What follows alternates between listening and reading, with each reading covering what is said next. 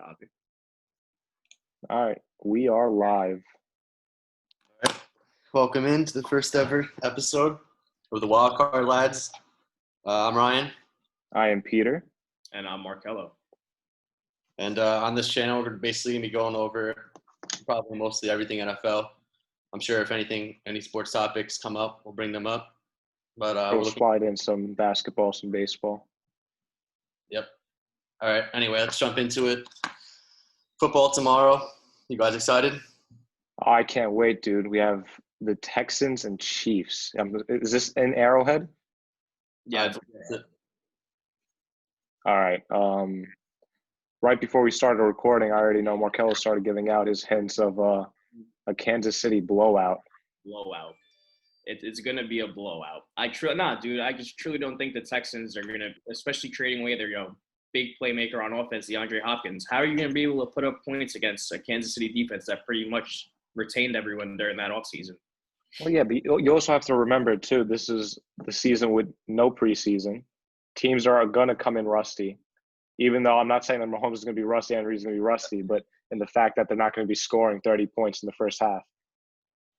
No, it doesn't have to be a 30-point blowout in the first half, but I guarantee you there probably might be like a 24, 30-point difference at the end. Well, whether they pull away is a different story, but I know Brandon Cooks looks like he's a game-time decision that just came out like 20 minutes ago. Sammy Watkins, I believe, is not going to be playing. Sammy Watkins going to be playing? I think so. I mean, does it really make a difference when you have Tyreek Hill, Mecole Hardman, Travis Kelce, Clyde Edwards-Helaire, and, does it make a difference if you have Sammy Watkins? I don't think so. Well, Clyde's not going to see that big of a workload. I know Ryan has him having a Kareem Hunt, NFL debut week one. Not 3 touchdowns, but Clyde's hitting 120 all scrimmage yards, and I'd say 2 touchdowns. Ryan, that's a Kareem Hunt breakout game. I think he's going to be massive. I don't agree with 24-31 pull away. I think the Texans are going to score. It's week 1, like you said, Peter. No preseason, and I think the Texans have something to prove. They were 24-0 up in that playoff game. I think it's going to be a 7-point game the whole way, but it'll be high scoring. It'll be fun. Really? It'll be nothing like Green Bay and Bears game last year. This will be like Christmas. It'll be fireworks. It'll be fun. Run David Johnson into the ground. Maybe. Bill O'Brien he's going to have to prove that again, and then you're stuck with David Johnson from last year. He needs to I have Kansas City obviously coming out with the win tomorrow. I just don't see this huge blowout. I think it's more of a 1-2 score game at most. I think Clyde Edwards maybe will find the end zone. I don't think he's getting 120 scrimmage yards week 1. I'm thinking more like 80 yards. You don't think he can rush for like 80 and then just pick up 40? He might have. I think he actually might have more reception yards than rushing yards. I think Darrell Williams is still going to have a role week 1. I think Darrell Williams, don't be surprised if you see him with 10 carries, maybe a little more than 10 carries. We don't want to hear that. It's Clyde owner. Look, I know it's Clyde's season, but 10 carries, but you still think Clyde won't touch the ball at least 10 to 15 times out the backfield, just in carries alone, and then not seeing the receptions in the passing game? No, I don't think he's going to see that week 1 from a rookie with no preseason. I don't think he's going to see that week 1. He's been taking all the reps in camp. Yeah, I don't know, man. He's been showing out in to camp. have 20 plus touches in general. Yeah, 20. Well, you're saying he's gonna get. I mean, look, dude, rushes. if you add in, touches from passing game and carrying, yeah, he could probably hit 20 touches. And if we're right about the Chiefs being up by more than 1 score, they're going to run the ball to drain the clock. Yeah. I don't know. I'm also picking Chiefs. I think it'll be a good game, but I think they're just going to pull away. It's too much. Okay, so besides differing of opinions between how many touches Clyde's going to get, we all have Kansas City winning. Yeah. A lot of the Sunday afternoon games, the 1 o'clock games, we have a few divisional games. We have Green Bay at Minnesota. Yeah. How do you guys see that one shaking up? I think it's going to be a close one. Before you go, what's his name? Daniil Hunter is doubtful, I believe. He's not going to play. He's not going to play. So that is huge. Minnesota always seemed to be like, this is going to be their year. They're finally going to overtake Green Bay, and they never do. Like it's just. I'm going Green Bay again. I'm not sure who's going to win the North, but for week 1, I'm taking Rodgers and the Packers. Yeah, I agree with that. I think this is year 2 now of Rodgers and LaFleur. They have, the connection with each other now. He knows the system. And I think this is a prove year for Aaron Rodgers. I don't think they're going to 13-3, but I still have them winning the division. I have them winning week 1. I don't think the Minnesota Vikings know how to operate an offense without Stephon Diggs and Stefanski involved in it. I think that's going to take time to come to fruition. I usually Packers games are close games unless they're getting blown out by San Francisco, but I could see the Packers winning by 14 plus tomorrow. Wow. Whoa. I still think it'll be a one-score game, but Yeah, I don't know. I have the Packers winning tomorrow too, but 14 plus. That's a little 14 plus. This is going to be a 2-score game. I think it's going to be one of the closer games we're actually going to see this weekend. Believe it or not, I think Aaron Rodgers, has a lot to come out. Prove a year, especially with the big pick of what's that kid's name again? Forgot his name. Love, the quarterback. Jordan Love. Yeah, Love. Especially with the pick of Love, I think Aaron Rodgers is going to come out with the fire this year. Definitely going to lead Green Bay to a Week 1 win, especially with the Vikings being out of Daniil Hunter. I don't know. I see Green Bay edging it. I think it's going to be close. I think it'll come down to like one of those 2-minute drives at the end, and then we get a winner. But I think it's going to be Green Bay. Peter, I don't think there's fans here, but it is in Minnesota. You don't think, even with crowd noise, you still think 14 points? I don't think Minnesota's going to be able to score the ball tomorrow. I think they're going to struggle to score the ball. I don't think so. How do you see that offense moving? You're depending on Dalvin Cook. We know how good Dalvin Cook is. We know how bad Green Bay's run defense is. So Dalvin Cook will still get his. Yeah. That's going to happen. But if you go down 7 points, 10 points to Aaron Rodgers, at some point you have to start throwing the ball. And I'm an Adam Thielen believer, but who's the second option there with Alexander probably going to shadow him? Exactly, a rookie week 1, no preseason wide receiver. I'm not banking on that. Prolific coming out of college, so it wouldn't be that much of a stretch to see him put up like 50 yards. I don't know. I'm not trying to advocate for these week 1 no preseason rookies. All right, I want to believe in any of that. You all agree though, the Green Packers are going to win this game. Yeah, I had the Packers. All right, let's look. Seattle at Atlanta. That's also 1 p.m. Seattle, Atlanta. This game is at Atlanta. It's at Atlanta. They're used to pumping crowd noise, so this is not unfamiliar territory for them. I think it's going to be just how classic Seattle is. It's going to be a 1-score game all the way till the fourth quarter. And if you're asking me who's going to pull out a win between Matt Ryan or Russell Wilson, I'm going to go Russell Wilson 10 times out of 10. I think Jamal Adams, newly traded, has something to prove week 1. And I think Matt Ryan's going to really have a really rough time. Yeah, I could definitely wholeheartedly agree with that. I think Seattle actually got, even though they do lose a big guy in Jadeveon Clowney, I think overall that team is always going to come out to win, especially defensively. So defensive-minded, fucking Pete Carroll. But Jamal Adams, like you said, I don't think he's going to make too much noise on this defense. But I don't know, man. I don't think he's going to have too much like free range to roam around and do his thing like he had in New York. But that's just me. Maybe so, but I think I don't know. I'm not ready to write off Atlanta yet. I don't know if I'm going to pick them, but the thing is, Seattle are basically what the Chargers were with Philip Rivers. Besides, Seattle win every week. Like it's always a 1-score game. Like you can watch them; they're fun. Their defense isn't. I mean, the secondary should be a lot better this year. Their defense last year was just average. Without Clowney, average is generous. Without Clowney, like I would just run the ball against them like every play. But that's the thing. I think they are going to do that. I think with Gurley coming into town now, they're going to be like, oh, look at our new running back. Right. Let's give him 20-plus carries week 1. And I think Todd Gurley sucks. And I don't think he's going to be going anywhere. I think it's going to be more receptions that he gets from Matt Ryan than it actually will be rushing yards. He needs to crack 100 in this game. He could crack 100, but I don't think he's going to be. I think combined yards, scrimmage yards, I think he could hit 100. I just don't think Todd Gurley's a 100-yard rusher per game now. It's just not, his knees. No, but if you include reception and air yards, I think he could get it. Sure. Take into account that Atlanta finished 6-2 last year in their final 8 games. All right, and so do the New York Jets. What does that? I'm not talking about the Jets. What does that mean? I'm talking about Atlanta though. Jeez, man, going right for it. I'm not a believer. The Jets beat up on bad teams as a Jet fan toward the end of the season. Atlanta ended up beating the Saints, the San Francisco 49ers. I know the Niners were hurt that day, and the Saints' division game. Those still were 2 of the top teams in the NFC last year. I don't know. I'm gonna go Atlanta week 1. I'm gonna say screw it. We have Okay. to eventually. Matt Ryan. Yeah, I'm gonna go Matt Ryan. The Falcons are a very weird team every year to start off with. I feel like they always lose the opener every time I watch them, but I'm going with the Falcons. Calvin Ridley breakout season. Let's go Falcons. Let's go. All right, yeah, I'll take that. All right, so we got two Seahawks, 1 Falcons. Yeah. All right. Detroit. It's Detroit versus Chicago. It's in Detroit. Ryan, I already know who you're picking once you start it off. All right. Well, here's what I will say. This is the team where Mitch Trubisky looks like a Hall of Famer. It's his best 2-game stretch of the season every single year against the Lions.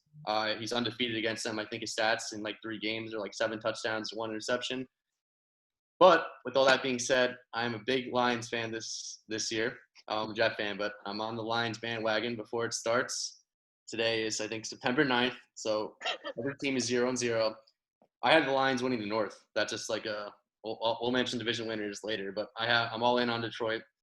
And if their defense was horrendous last year, but if their defense can be competent and Stafford stays healthy, I love the Lions this year. So I'm going Lions. I have a question for you, Ryan. Go ahead. Compared to last season, where you said Detroit's defense was atrocious, right?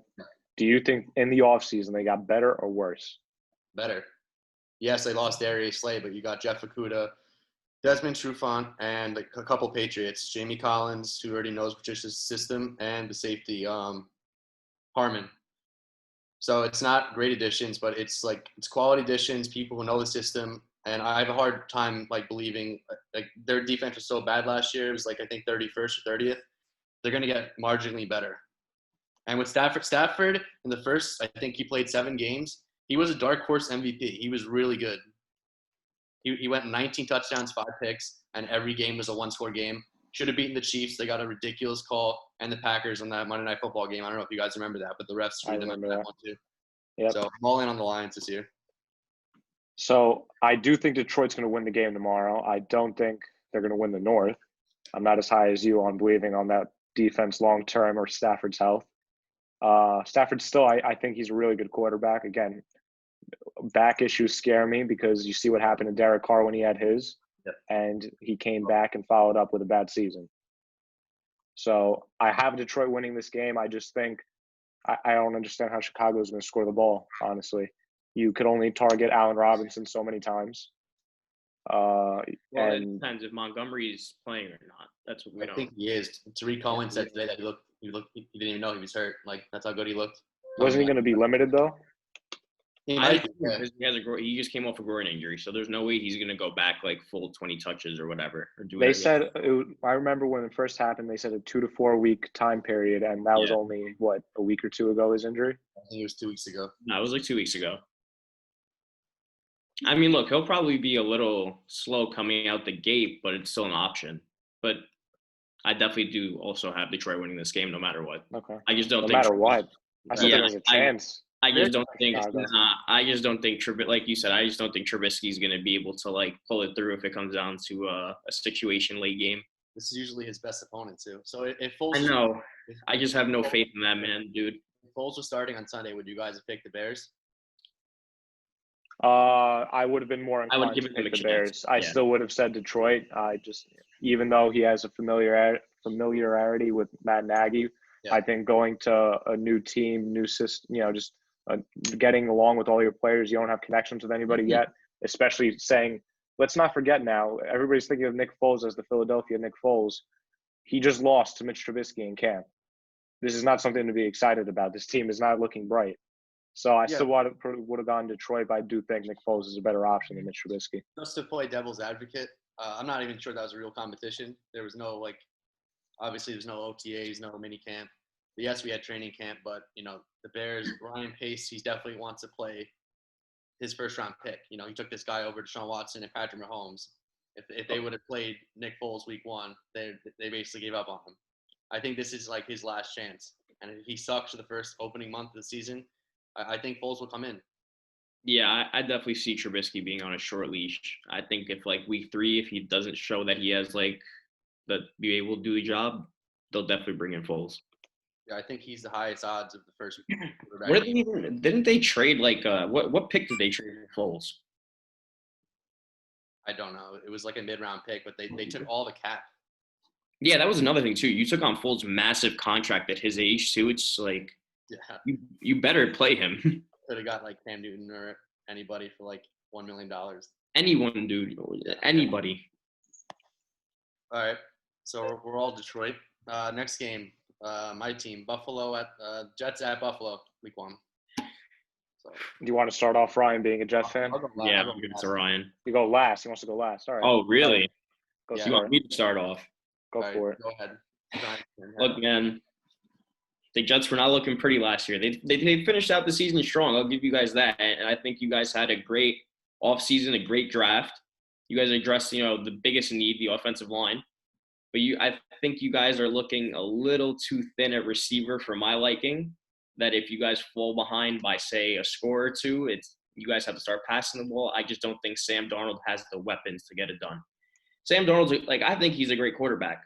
He's shown a lot since he's come to the league, but just the lack of weapons around him hinders him so much. And I just don't think you guys are going to be able to put up points on a Bills defense. Even though I think Tre'Davious White's sitting out, right? No, he just got paid. Oh, he Yeah, did? he's playing. He's Yeah, playing. he's Oh, he did? playing. Okay, we're good. Okay. Yeah, I just don't see it happening, man.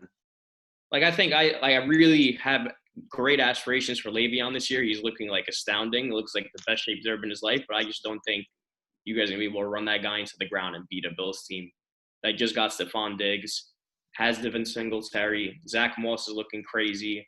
It's just too many options for you guys to stop two on top of it. Because just lost Jamal Adams. Oof. Mostly It's looking rough, man. It's looking rough to be a Jets fan this season. So this year, throughout all the episodes we're going to do, we're going to be talking a lot of Jets, being that, we're all from New York. I know Markel's a Giants fan, but Jets is Ryan's team. Jets is my second team. That's the New York team I root for. So we're going to be talking a lot of Jets, and it's not going to be good. So I'm going to try to I'm trying not to be too harsh. I don't think the New York Jets have a single chance in this game. I think that by 4:00 on Sunday, we're going to be all over Twitter, all over Instagram. It's going to be Firegate, just like it was last year. The campaign starting from week 1. It's just they do this every year. The Jets, they do something. They add somebody that makes you believe that that's going to be something that pushes them towards that 9-7 record to sneak them into the wild card. And something happens. It started. Mosley opted out. Ryan said it before. Jamal Adams got traded. And although Greg Williams has shown that he's good with the defenses, even with no names, he can make it work. That offense is going to be atrocious. I don't care how many people you add on that offensive line. I'm a Mekhi Becton believer. I love that man. But when you assemble complete, new guys coming from different places, one being a rookie, and throwing them into one offensive line, it takes time to gel and learn how to play with each other. Le'Veon having one training camp with these guys is not going to be enough to figure out how to run away from Ed Oliver and everybody else on the defensive line. Yeah, Markello said with the receiving options, it's going to be dreadful. I don't care if Mims and Perriman practiced in full today. We're recording this on Wednesday during practice. It's not going to be enough. It's not going to be a close game like it was last year, week 1, where the Jets were actually leading. What was it, 16-0, and then lost the lead. I think it could be the opposite. I think it could be 16-0 Bills, and then they just run away with it in the second half. All right. Well, as a Jet believer, always. I'm picking the Jets to win this game. I don't think the season's going to be that pretty. I think week 1's a complete shit show around the league. Last year, the Browns were the Super Bowl favorites, off-season champions. They came in, they got humbled by the Tennessee Titans week 1. I'm not sure this is going to be the game. There's just going to be a game where we pick where some team gets absolutely blown out, right? You're just not expecting for week 1. I think this is going to be a really close game. I don't see a blowout here. The Jets might lose this game because Buffalo are a really good team. Everyone's picking them to win the AFC East, which I'm not. I still think it's the Patriots. Yo, whose phone is that? Mine. That was loud. Popular guy, man. Not bad. All right. The beat writers. So Denzel Mims he's probably not going to play much in this game. It's going to be Hogan, Perryman, and Crowder. But it's going to be tough. Le'Veon's going to have a good game. We're going to have to throw – Crowder's probably going to get 10-plus receptions in this game again, like he did last year in week 1. Chris Herndon's going to be, I think, the difference in this game. I think the Jets are going to win. Like I told you guys, I'm going to go a field goal win at the end, 27-24 Jets. What kicker? What field goal are you getting? Well, it's in Buffalo week 1, so the weather would be fine. Ryan, who's your kicker right now? Sam Ficken. You believe in him to get a game-winning field goal week 1? Yeah. No. Well, all right. Yes. For week 1 this year, yes. I just don't see it. I can't see All right, him so moving the ball. let's just say 2 Bills, 1 Jets for the hopeful over here, and go on to the next game. Don't worry, I will not pick them next week. If you guys seen, we're playing the Niners, so I'm not completely delusional. I just like this Bills matchup week 1. All right. Next division game we have is Philadelphia at Washington, just as it was last year. What are you guys feeling with that one? Where's this game? At Washington. All right, I'll start this time since I went last. All right, so obviously the Eagles have been hit with a couple different injuries on the offensive line. Brandon Brooks is gone for the year. I think Lane Johnson is doubtful or questionable for Sunday. So that's a massive, indication of who I picked to win. I still think it's going to be Philly. Last year I know they were down very early in the game. Washington was up, I think 17-0. Scary Terry was big in that one. But the Eagles got better this offseason, especially in the secondary. Darius Slay is such a huge addition. Every time I watch the Eagles the last couple of years, their secondary has been lacking. They also got Roby Coleman in the slot.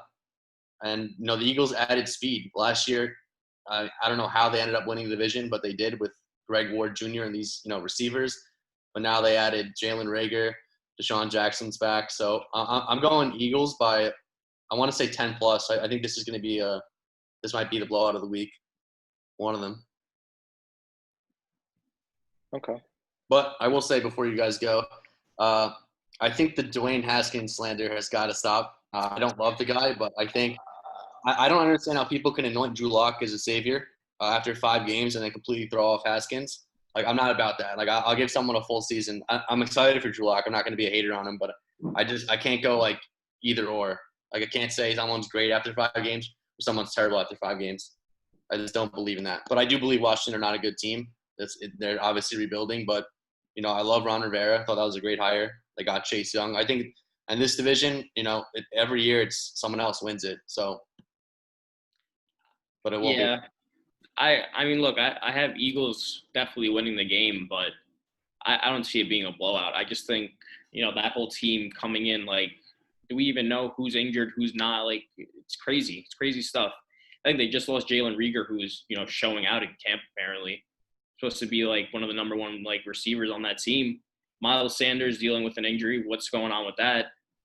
I don't know. I think Carson Wentz will be able to pull it out for them in the end, and that defense will probably show up a little bit, but it's super questionable. I think it's going to be a tight game. Might come down to, again, another, like, 2-minute situation where whoever has that ball last is going to win the game. If Washington beat Philly week 1, that would be massive for them. So, but it's just like a little. What's the point at the end of the day if you're going to try and tank out for like tank for Trevor or they're not going to Lance? Like management tanks, but NFL teams don't tank like the players. No, of course, but and it's week 1. You don't never want to even if players start loafing at the end of the season, this is week 1. It's full effort, full everything. So do you guys both have Philly week 1? Yeah. Okay. So encouraging news for any Eagles fan out there. Both Lane Johnson and Miles Sanders are day-to-day. From what I am reading, Miles Sanders is going to be on a snap count, will be playing, but he'll be limited week 1. And Lane Johnson, Doug Peterson said that he's a game-time decision, but he looked good at individual drills today that's going on as we speak. He looks good. So game-time decision for Lane Johnson. What about Reagor? Didn't he practice today? Reagor did practice today, but I don't think he's playing on Sunday. I don't think he's playing either. I think they're going to give him. Is he on the short-term IR? They didn't put him there. I don't think they put him there. I think he avoided it. Even if he misses week 1, that's good. That's still good news for Philly. He'll probably be back week 2. So, with all the positive news for the Eagles injury-wise, people coming back, maybe playing, I have the Washington football team winning this game. I am the biggest Carson Wentz believer that you could find all of last season to everybody I knew who was doubting the man. I know. I'm getting there. Okay. I just thought you said that so, for a second. This is not me not believing in Carson Wentz. He's an elite quarterback. I think he's a top 7 quarterback in the league right now. especially what he did all, like Markel said, working with nothing last year and still managing to go and win the division. I have Dallas winning this division. I still have Carson Wentz hanging in there. I just think too many injuries. You can't go in week one with just Deshaun Jackson, who, even though he showed out last year, week one against the Redskins, got hurt. I'm not depending on Deshaun Jackson on any given week. Rager's not going to be there. Miles Sanders is going to be limited, which is the biggest blow. I think teams or fans are underestimating this Washington defense right now as is. I don't think they need time to develop as is. I think this is a good defense. I'm not going to say elite, but this is a good defense right now. I'm not a Dwayne Haskins believer like Ryan is, but I'm a Scary Terry believer. I'm a believer in Antonio Gibson, who's having great reports from camp. Yeah. I think the offensive line can hold their own. I like the depth they have at running back and not at receiver. So we'll see. There's going to be an interesting matchup between Terry and Darius Slay. But Terry did phenomenal against the elite cornerbacks in the league last year, so I'm not worried about it. Being at home, Ron Rivera bringing new life into the locker room. I think the team's behind him. I think they sneak out with a win, probably anywhere from a field goal to 2 field goal kind of win. I can respect that. Yeah, I can respect that. I mean, like I said, man, I think whoever has that ball within those last 2 minutes is going to win the game.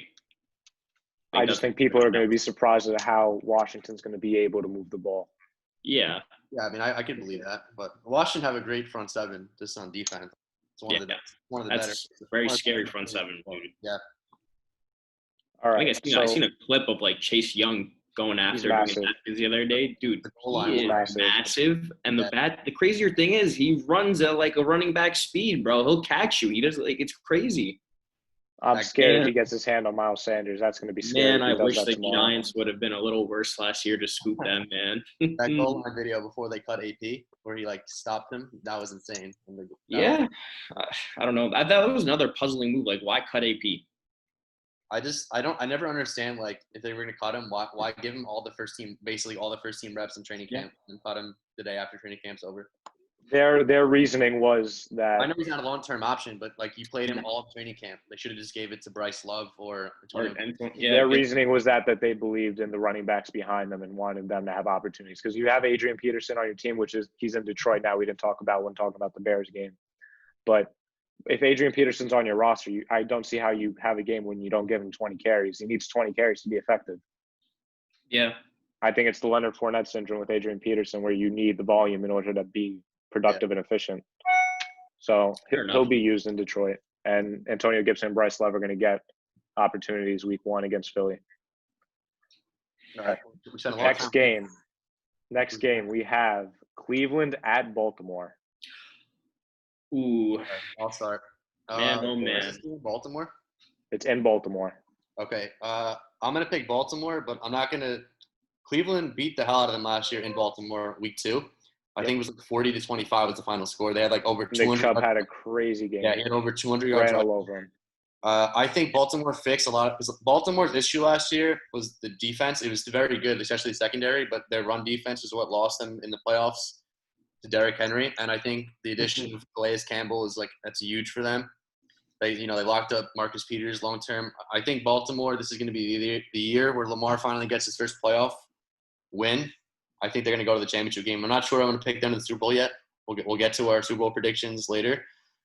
But I think Cleveland, they added 2 really good tackles last year. A lot of their issues, because they were so hyped up last year, they had offensive line issues. They got Jack Conklin in free agency and Jedrick Wills in the draft. So the Browns definitely shored up their offensive line. This should be a bounce-back year for Baker. I know he was horrendous last year, but his rookie year was so promising. And him coming out of Oklahoma, he was really hyped up. So I do expect a very good year for the Browns. I just think Lamar Jackson is too much to handle. And Marquise Brown should explode this year. Yeah, he should. So being said, I think it's going to be a close game. I don't think it's going to be a massive blowout. I think it'll be very close. I'm just going to go Baltimore edges them out. Okay. I agree with that. I think Marquise Brown should have a good year, injuries aside. He's only been here for 1 season, and so far it was just a season with lingering injuries. Yeah, last year he had a foot in the screw the entire year. Yeah, so hopefully if he plays a full 16, I could see him having a good season, him being the only receiver there. That being said, I'm disappointed in Baltimore not giving Lamar better receiving options. It can't just be Mark Andrews or Marquise Brown. I understand they drafted J.K. Dobbins. They still have Mark Ingram who's going to be healthy. They still have Gus Edwards and Lamar himself to run the ball. But that was their game plan last season. And whenever they got behind in a game like Tennessee's playoff game, you have no way of throwing yourself back in the game. Well, they did. It's Willie Snead and these guys are dropping it. That's the problem. That's what I'm saying. You need better options around Lamar. No, I know, but as much as that being said, like they wouldn't have lost that game if they were able to stop Derrick Henry. With all that being said. All right, but how isn't the same thing with Nick Chubb? They couldn't stop Nick Chubb in the beginning of the year. No, I get it. I'm not saying they're the same running back, but I think it's going to be a close one. I do think it's going to be a one-score kind of game. Baltimore being at home, I think, is a huge advantage for them. That being said, I'm going to have Baltimore just winning slightly just due to the fact that I don't think Baker is as good of a road quarterback as he is a home quarterback. And I think despite losing Earl Thomas, I think that defense got better. Adding Calais Campbell on the defensive line, I think, is an underrated thing that teams and fans have not talked about in the offseason. And I don't care if they have Jedrick Wills on one side and the Tennessee tackle from the other. Whoever has to contain Campbell is going to be a handful. And I just don't see the running game being as effective as it was when they beat them in week 2 last year. So I'm giving the edge to Baltimore. I actually have the Browns winning this week. Okay, I love it. Okay. Yeah, I don't know, man. I like the situation they're in. I've been reading good stuff about them. I've seen Baker. He's been looking great. I've always been high on Baker Mayfield, though. You guys know me. I think, last year he did disappoint, but, how much worse could you possibly get from last year? It could only go up. You get worse. No, I don't think so. I don't think so, man. I think it could really only possibly go up from here. I think Odell looking to show out to have a big year this year. I think Nick Chubb is going to stay consistent. I love Kareem Hunt. They just signed him to an extension. He's so versatile, dude. You can put him in the slot. You can drop him out of the backfield. I think it might be a little bit too much to handle for the Ravens' run defense to have Nick Chubb and Kareem Hunt running around out there. I just don't think they're going to be able to contain it. Well, let's see what Stefanski's game plan is. Again, he just got to Cleveland. This is going to be his first game plan.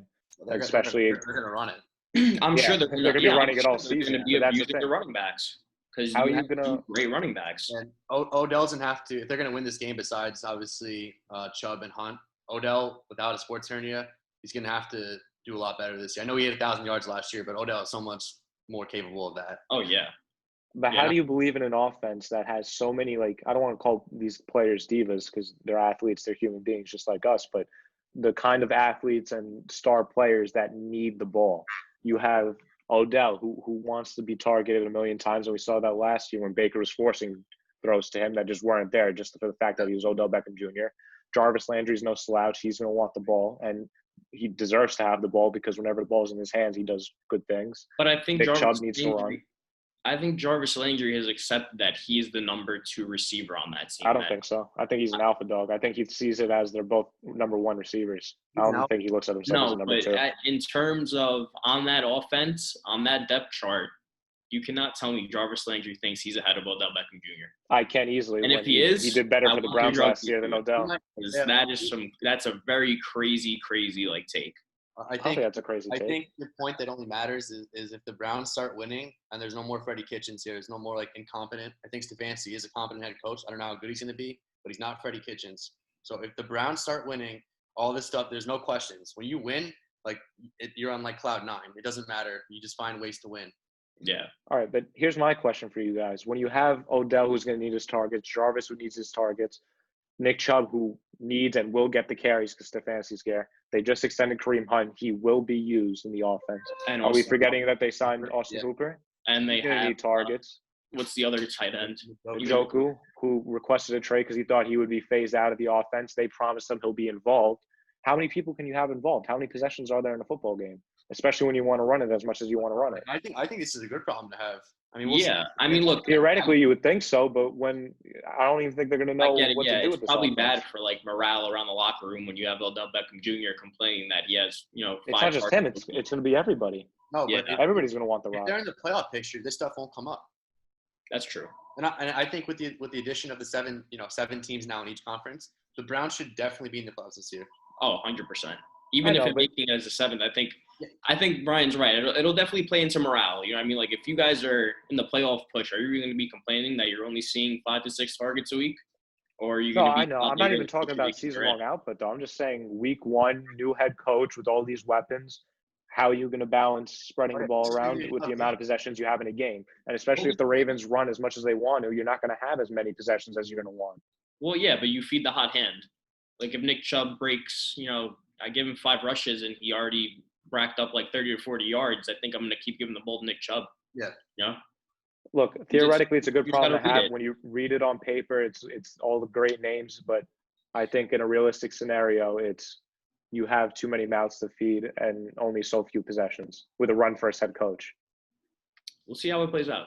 Yeah. All right, so that's 2 Baltimore. And so this game I'm excited for, this next game. Indianapolis at Jacksonville. People are going to say it's a boring game. I'm in love with Gardner Minshew. I can't wait to see him play. I can't wait to see this. I can't wait to see this Colts team. You go first. You're pumped up for this one. So. I love this game. I love me the Colts. I love the pieces they have. I'm a Phillip Rivers guy. I love Jonathan Taylor. I love Michael Pittman. I'm excited to see Paris Campbell and his blazing speed play this year. T.Y. Hilton's not done yet. The offensive line, the defense, nobody's talking about it again. That just got to Forrest Buckner. I think it's going to be really hard to run on the Colts this year. Nobody's talking about that. You're picking in the South?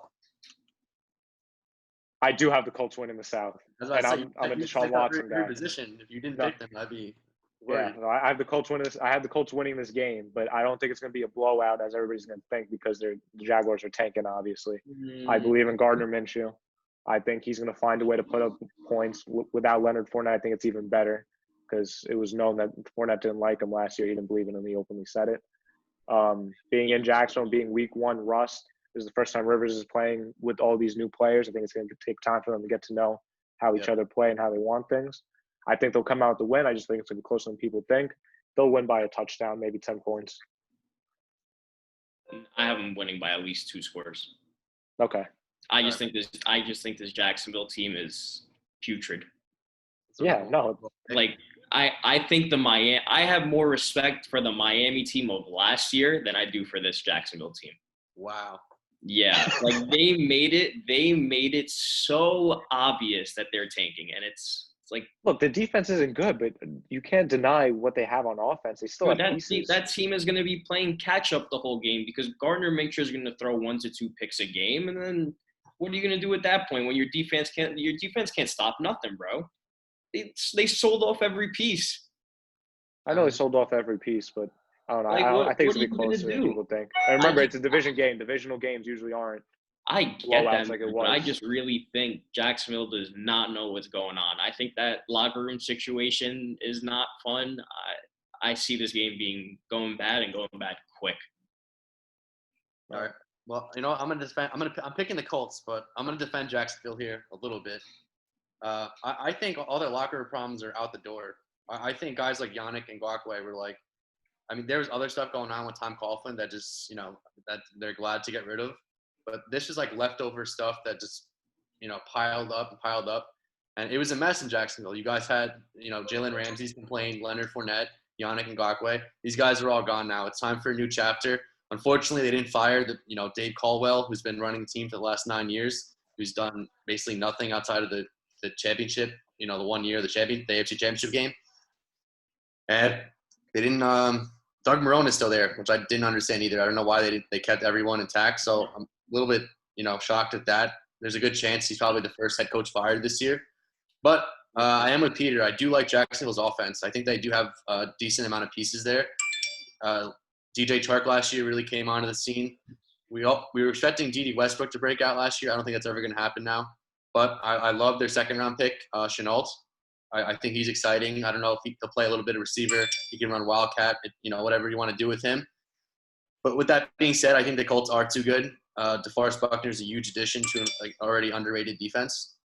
And the Colts O-line, they should just be able to run over the Jaguars week 1. So, and I honestly I don't think there's going to be much of a learning curve for Phillip Rivers because Frank Reich was his offense coordinator for years in Yeah, San it Diego. wasn't as much as a system thing as it is a receiver thing. You have Paris Campbell, who this is basically his rookie Yeah. year due to injury last season, and you have Michael Pittman there. And Rivers now has last year with the Chargers. I know he had Keenan Allen, Hunter Henry, and Mike Williams, but his offensive line's been terrible for years. Like I think this is a good place for Phil. He's in the dome, so even though his arms, obviously weaker, he's in the dome. He has a great run game, and he definitely has pretty good receivers. So the Colts should win this one. Well, that's the whole thing too. He has like his running backs. Like whatever, Phil Rivers, you don't have to have the most confidence in the guy, but he has 2 running backs that he can lean on the entire time. Yeah, which is big. So yeah, huge. 3 Colts wins. Unanimous for the Colts. This is another game I'm interested to see what you guys think of. All right. Las Vegas Raiders at Carolina. Man, I'll start. Hold on. Let me start this one. Go for it. Okay, so the Raiders last year finished 7-9, and I don't think they're gonna get back there this year. I don't know if you guys checked out their schedule. It's brutal. The Raiders last year finished the season as one of the worst teams in the NFL. I think they scored the least amount of points from week 12 on. I know they added Henry Ruggs. That's going to be exciting. Brian Edwards. They have 2 rookie receivers starting week 1, and I actually like both those receivers a lot. So I'm excited to watch both them play. You had the feel-good story last year with the tight end Darren Waller. Josh Jacobs was a phenomenal rookie. And the Raiders have a pretty good offensive line, but it's pretty clear that they don't love maybe they like Derek Carr, but they don't love him. I don't think he's a long-term answer there, even though he's been there the last couple of years. Mariota's hurt right now, though. Yeah, no, for this year, I think it's going to be Carr. I don't think Marcus is going to push, but I just think I don't think Carr is a long-term answer past this year. And the Raiders defense, as Max Crosby was an excellent story last year. They had a couple, Jonathan Abrams come back, the safety they took in the first round last year. So there's going to be some pieces there, but I think the defense is it's not good. Like it's going to be one of the bottom 10 in the league. And the division they're in, even someone like Tyrod Taylor now, even though he's not going to, prolific offense, he won't turn the ball over like Rivers did. And obviously you got the Chiefs and Denver. Everyone's pumped up for Drew Lock. So the Raiders, I think, are going to finish last in this division. And I think now we'll flip to their opponent, Carolina. Teddy Bridgewater, he already knows Joe Brady. He knows the system. I like DJ Moore, Robbie Anderson, my former Jet, Curtis Samuel. I think Carolina is not going to be a great team this year, but I think they'll be pretty fun to watch on offense. They'll be coming – their defense, obviously losing Luke Kuechly, not a good secondary to begin with. So this, I think, will be a high-scoring game. But I'm picking Carolina. Yeah, I definitely have to agree with that. I think Carolina's going to come out the gate. I think Matt Rule is ready to take on his NFL position as a coach. And like you said, we saw Teddy Bridgewater last year. He came in with Drew Brees going down, and what do you go, 5-0? Yeah. Granted, he went Michael Thomas, but this style of offense that Brady's going to run, like he ran with LSU, it's going to be good for Teddy. No, of course. And then you have Christian McCaffrey, too, coming out of the backfield, versatile in every way. I just mentioned his receivers, so. Yeah, so it's. I think it's going to be, like you said, even though that defense isn't suited up to carry, they lost Bradbury, they lose Kuechly. I still think that offense will be enough to push them past the Raiders. Yeah, so I'm going to keep it short and sweet. I agree with you guys. I have Carolina winning this. I don't think they're going to be good just because of how young the defense is and how hard their schedule is. But I think games like the Raiders, where the Raiders' defense is just as abysmal, they're going to run right through with all the defensive weapons. I'm not even a Teddy Bridgewater believer. I think it's going to be a lot of dink and dunks to McCaffrey and more, and I think Robbie Anderson's going to take the pressure off of them. I think they're going to win this game comfortably. I don't think it's going to be a blowout or anything, but I don't think they're going to have to be, looking over their shoulder in the fourth quarter either. Yeah, I agree. All right, so we got three wins for the Panthers. Okay, let's go on to the heavyweight match of the week: the Saints and the Bucks. Man, I'll start with this. It's not going to be close. Lock it in. Markel, I don't know if you know this or anyone listening. Mike Evans has a soft tissue injury. Doesn't matter. Those are words you never want to hear, whether you have it for fantasy or not. Those issues linger throughout the season. They're super annoying, and we don't know if he's going to play week 1. He's day-to-day as of right now. Whether he plays or not, it doesn't matter. Lock it in. If there's over-under bets, if there's pick'ems that you do on NFL.com, lock in the Saints. It's not going to be close. It's in New Orleans. And I know the Saints aren't usually good week 1, but we broke the curse last year against Houston in the Dome. We're going to do it against Tampa Bay. Everybody's overhyping this team. They'll make the playoffs as a wild card, but they're out in the first or second round. Um, overrated Tampa team. Defense is better, yes. The offense is better, yes. Tom Brady's not a bum, but people are underrating the New Orleans Saints this season. This is a Super Bowl team with Jadeveon Clowney or not. Let him go to Tennessee. We don't need him. Marcus Davenport's going to have hopefully, if he's healthy, he's going to show out. Cameron Jordan is still going to be the same elite person. Demario Davis, most underrated linebacker in the league. Marshawn Lattimore, Janoris Jenkins, the most underrated cornerback duo in the league.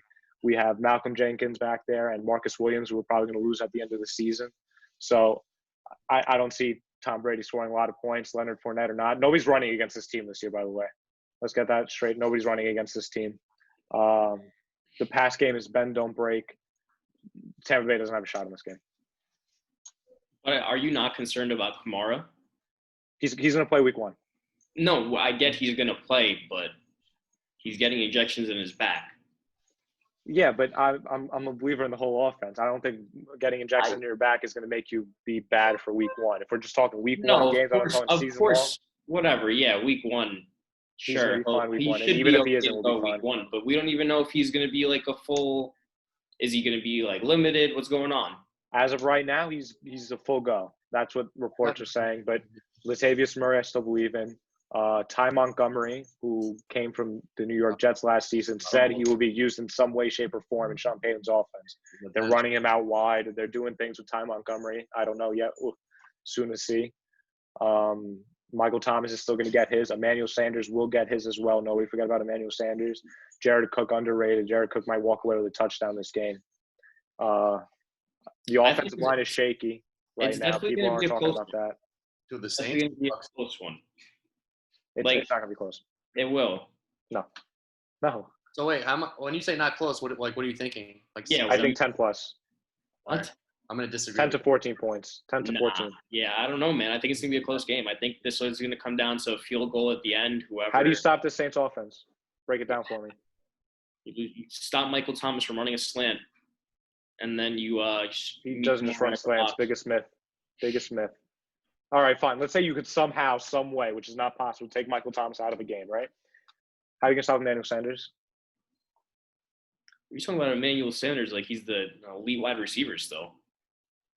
He's our number 2 receiver. He's not the number 1 like he was in San Francisco. He was a great addition for you guys, but he's a great addition, but like he's not elite. That you can't. He's unstoppable. You know what I mean? Okay, so let's say you managed to stop both of our receivers. Traquan Smith. They say this every year though. He's gonna have a breakout year. I'm not buying it. They say it every year, but they say he's gonna have a breakout year. So then, how do you stop Jared Cook? If you're stopping by 2 outside guys, how are you stopping Jared Cook? This sounds good and all, but this would mean you're on a trajectory of 16-0, which is not going to happen. No, but I could see us winning 12 or 13 games. How many did you win last year? I think we were at 13 last year. I think you're a better team this year, but I think the division's tougher. I think with as much as I love Jameis, Brady's far different. There's no way he's going to throw. Jameis threw, I think, how many interceptions? 30 last year? 31? Yeah. Like, Brady's not going to throw half of that. So, I think – I don't know the scores of the games last year between Tampa and the Saints. I think the Saints won both. I think one of the games was like 31-24. It wasn't that much of a win. I think Jameis got a garbage time touchdown. I still think I'm picking the Saints, but I don't think it's going to be 10 plus. What do you think? And I also think the Bucks, they might be my Super Bowl team for the NFC. I'm totally bought in. I want you to. That's what I want. What I would love is for the media to keep saying, because this is what we did. This is exactly what we did with Cleveland last offseason. No, I didn't buy into Cleveland. I was the one person. No, but I'm saying the general media. No, I know. What happened? Like with Cleveland, I wasn't in with Cleveland last year. I thought Baker was overrated a lot, going into last year, which now he's underrated. It's funny how things flip. But anyway, just going back to the Bucks, I'm all in on the team. I think Brady. I don't think Brady had the type of season last year where Peyton Manning did the year before he retired. Like, you kind of knew he's falling off. No, that wasn't the cliff year. That wasn't the cliff year for Brady. Some people are saying it's the cliff year. Some people. I haven't heard that. They're delusional for thinking that. This is, I would argue, outside of the Randy Moss and Wes Walker year, this is the best Brady's ever had offensively. Yes. Receivers. Yeah. I'd probably say that they're going to combine for more yards. I don't know how many yards Moss had, but Mike Evans is going over for 1,000 if he plays 16, and so is Godwin. So, I think the Bucks are going to – they're my Super Bowl team for the NFC. So good. It's the Cleveland effect.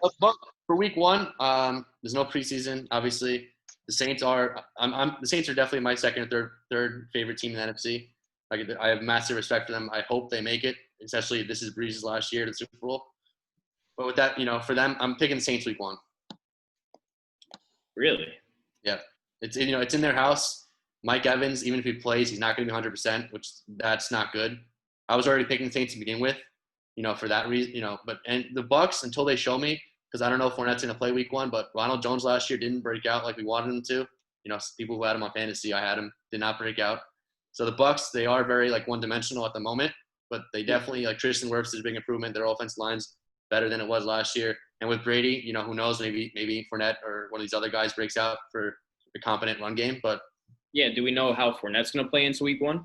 I'm not sure. Maybe limited. He has a role though, but it's not going to matter. You can't run against the Saints. How they commit? Yeah, Saints are very The good. Minnesota playoff They are game last year was an outlier. Nobody that week season 1, ran for 100 yards against them. And Brady's going to need. The Bucs are going to need. I don't think they're going to. And they might be a Cinderella story, but that'll come mid to they're going to win games. But in terms of their peak power on offense, I don't think it's going to come in the first couple of weeks. I think you're going to need continuity. So for the first game of the season, Mike Evans already questionable. I'm going Saints. I can respect that. What do you think? I think I'm still gonna hold on to my Bucks edging it, but Peter, come on. I don't get it. How do you see it? I don't know, man. I think both teams are gonna come out to a slow start. No Saints aren't gonna be slow. I don't know, man. We'll see. I think it'll be Drew has something to prove. I think this might be a game like the Texans and Saints last year where it comes, like Markello said. I don't think it's going to be 10+. I think it's going to come down to the final drive. Yeah, that's what I'm thinking too. I think both teams are going to be able to hold on and hang with each other. I just think it's going to come down to who has that ball last. Everybody's talking about Tom Brady has something to prove this season. Aaron Rodgers has something to prove. Phillip Rivers, all these older quarterbacks who came off of not great seasons, right? Drew Brees has something to prove. He got 13 wins last season, and he still has something to prove. I know for a fact that he heard all the rumblings that he should have retired and that his arm's dead because he wasn't throwing deep last year, or really for the past 2 years. And all reports out of camp that he's throwing 50-yard bombs. People are going to be surprised. People are confusing Drew Brees not throwing deep with us not having a deep threat. Michael Thomas could catch a deep ball, but at the same time, he doesn't have blazing 4.4 speed. Emmanuel Sanders is going to catch a lot of deep passes this year. And don't be surprised if Sean Payton hops out, brings out Jameis Winston for a play where, like how Taysom Hill came in last year, which he still will. You're going to see Drew Brees go out wide and Jameis come in for a bomb to Deontay Harris, Emmanuel Sanders, whoever it may be. It's going to happen. Emmanuel Sanders is going to be the difference, I think, in the playoffs. Like when the primetime games come, the big time games. Like for years, I've been telling you, Peter, this. Like as much as we all love Michael Thomas, Traquan Smith is not reliable. Maybe he is this year, but for the past couple of years, you say it every year. He's not. You haven't had a number 2. Jared Cook last year, he was a disappointment, just in my eyes. In fantasy, he was like the 5th tight end taken, complete bust. But with that being, we need a bigger year. At the end of the year, Jared Cook was very good. No, at the end of the year, he came on. So maybe this is year 2 for him. I think the Saints are going to – this is why they might – I'm going back and forth between them and the Bucs in the Super Bowl. But the Saints, they're a stacked team. So, and like I said, I hope this is their year, just for Breeze's sake. Yeah, so I could talk about the Saints all day. Let's move on because we still have a lot more games to talk about. Right. Another divisional game. Let's keep it divisional. We did not talk about it. Miami at New England. Ryan Fitzpatrick against Cam. Okay. How are you guys feeling? This is in New England. All right. Well, Miami beat them there last year for the first time in over a decade with Fitzpatrick. He actually changed. He might have won the Chiefs. They didn't win the Chiefs Super Bowl. He might have got them an easier road because the Patriots were knocked out of the number 1 seed in Week 17, which a lot of people forget. Patriots needed that bye week. Their team fell apart without it. So that was cool to see. Patriots not finally making it. But I'm picking the Patriots, but I actually like Miami a lot better this year. Obviously, last year they were projected to go. People had them at 0-16, 1-15. They ended up going 5-11. I love Brian Flores. I think he's an awesome coach. I actually like Miami's offense. I mean, when Tua gets in there, Preston Williams is going to have a bounce back year. I thought he impressed before he tore his ACL in his rookie year. Devontae Parker finally exploded. Year 5, but he finally did it. You added Matt Breida this year and Jordan Howard, which is a big upgrade over Kalen Ballage, who was probably the worst running back in the NFL last year.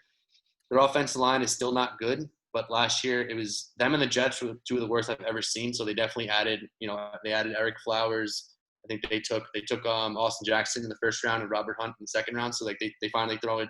they're throwing bodies there. We'll see who works out and who doesn't. But, with that being said, the Patriots still have an elite secondary. I know they had a lot of players opt out. Patrick Chung, Dante Hightower. They had a lot of people leaving free agency. Kyle Van Noy, Jamie Collins. So the Patriots defense is not going to be as good as it was last year. But with that being said, they still have Gilmore. They still have the McCourty twins. It's still going to be a very good secondary. And they're still the Patriots. Still Bill Belichick. I know Brady's gone. They're not going to be 12-4. But I think if Cam Newton stays healthy, I have the Patriots winning the division. So I'm going Patriots week 1. But I think this will be a close game. I don't think it's going to be a big blowout. Markel, you want to go? You want me to go? I will go. So I think it's going to be a very close game. Usually these miracles that happen, if I'm correct, it's usually happening in Miami, right? Usually in Miami, yeah. But they did win last year in New England, so. Yeah, so I do think later in the year when they play again, I do think Cam Newton and the Patriots will pull out that win. But I think for week 1, this is Miami's best chance. Fitzpatrick already knows how to play the Patriots. The Patriots know how to play him. But at the same time, Miami does not know what Cam Newton and this offense will look like. We don't know how McDaniels is going to use them. We don't know how they're going to play. Let's see if N'Keal Harry finally is what everybody expects him and talks him up to be. Julian Edelman's still there, and as long as he's healthy, he's still Julian Edelman. Rookie tight end's not pretty. The running game's not looking pretty right now. I think if Miami's going to steal a game against New England, it's this game. It's week 1. I have Miami winning.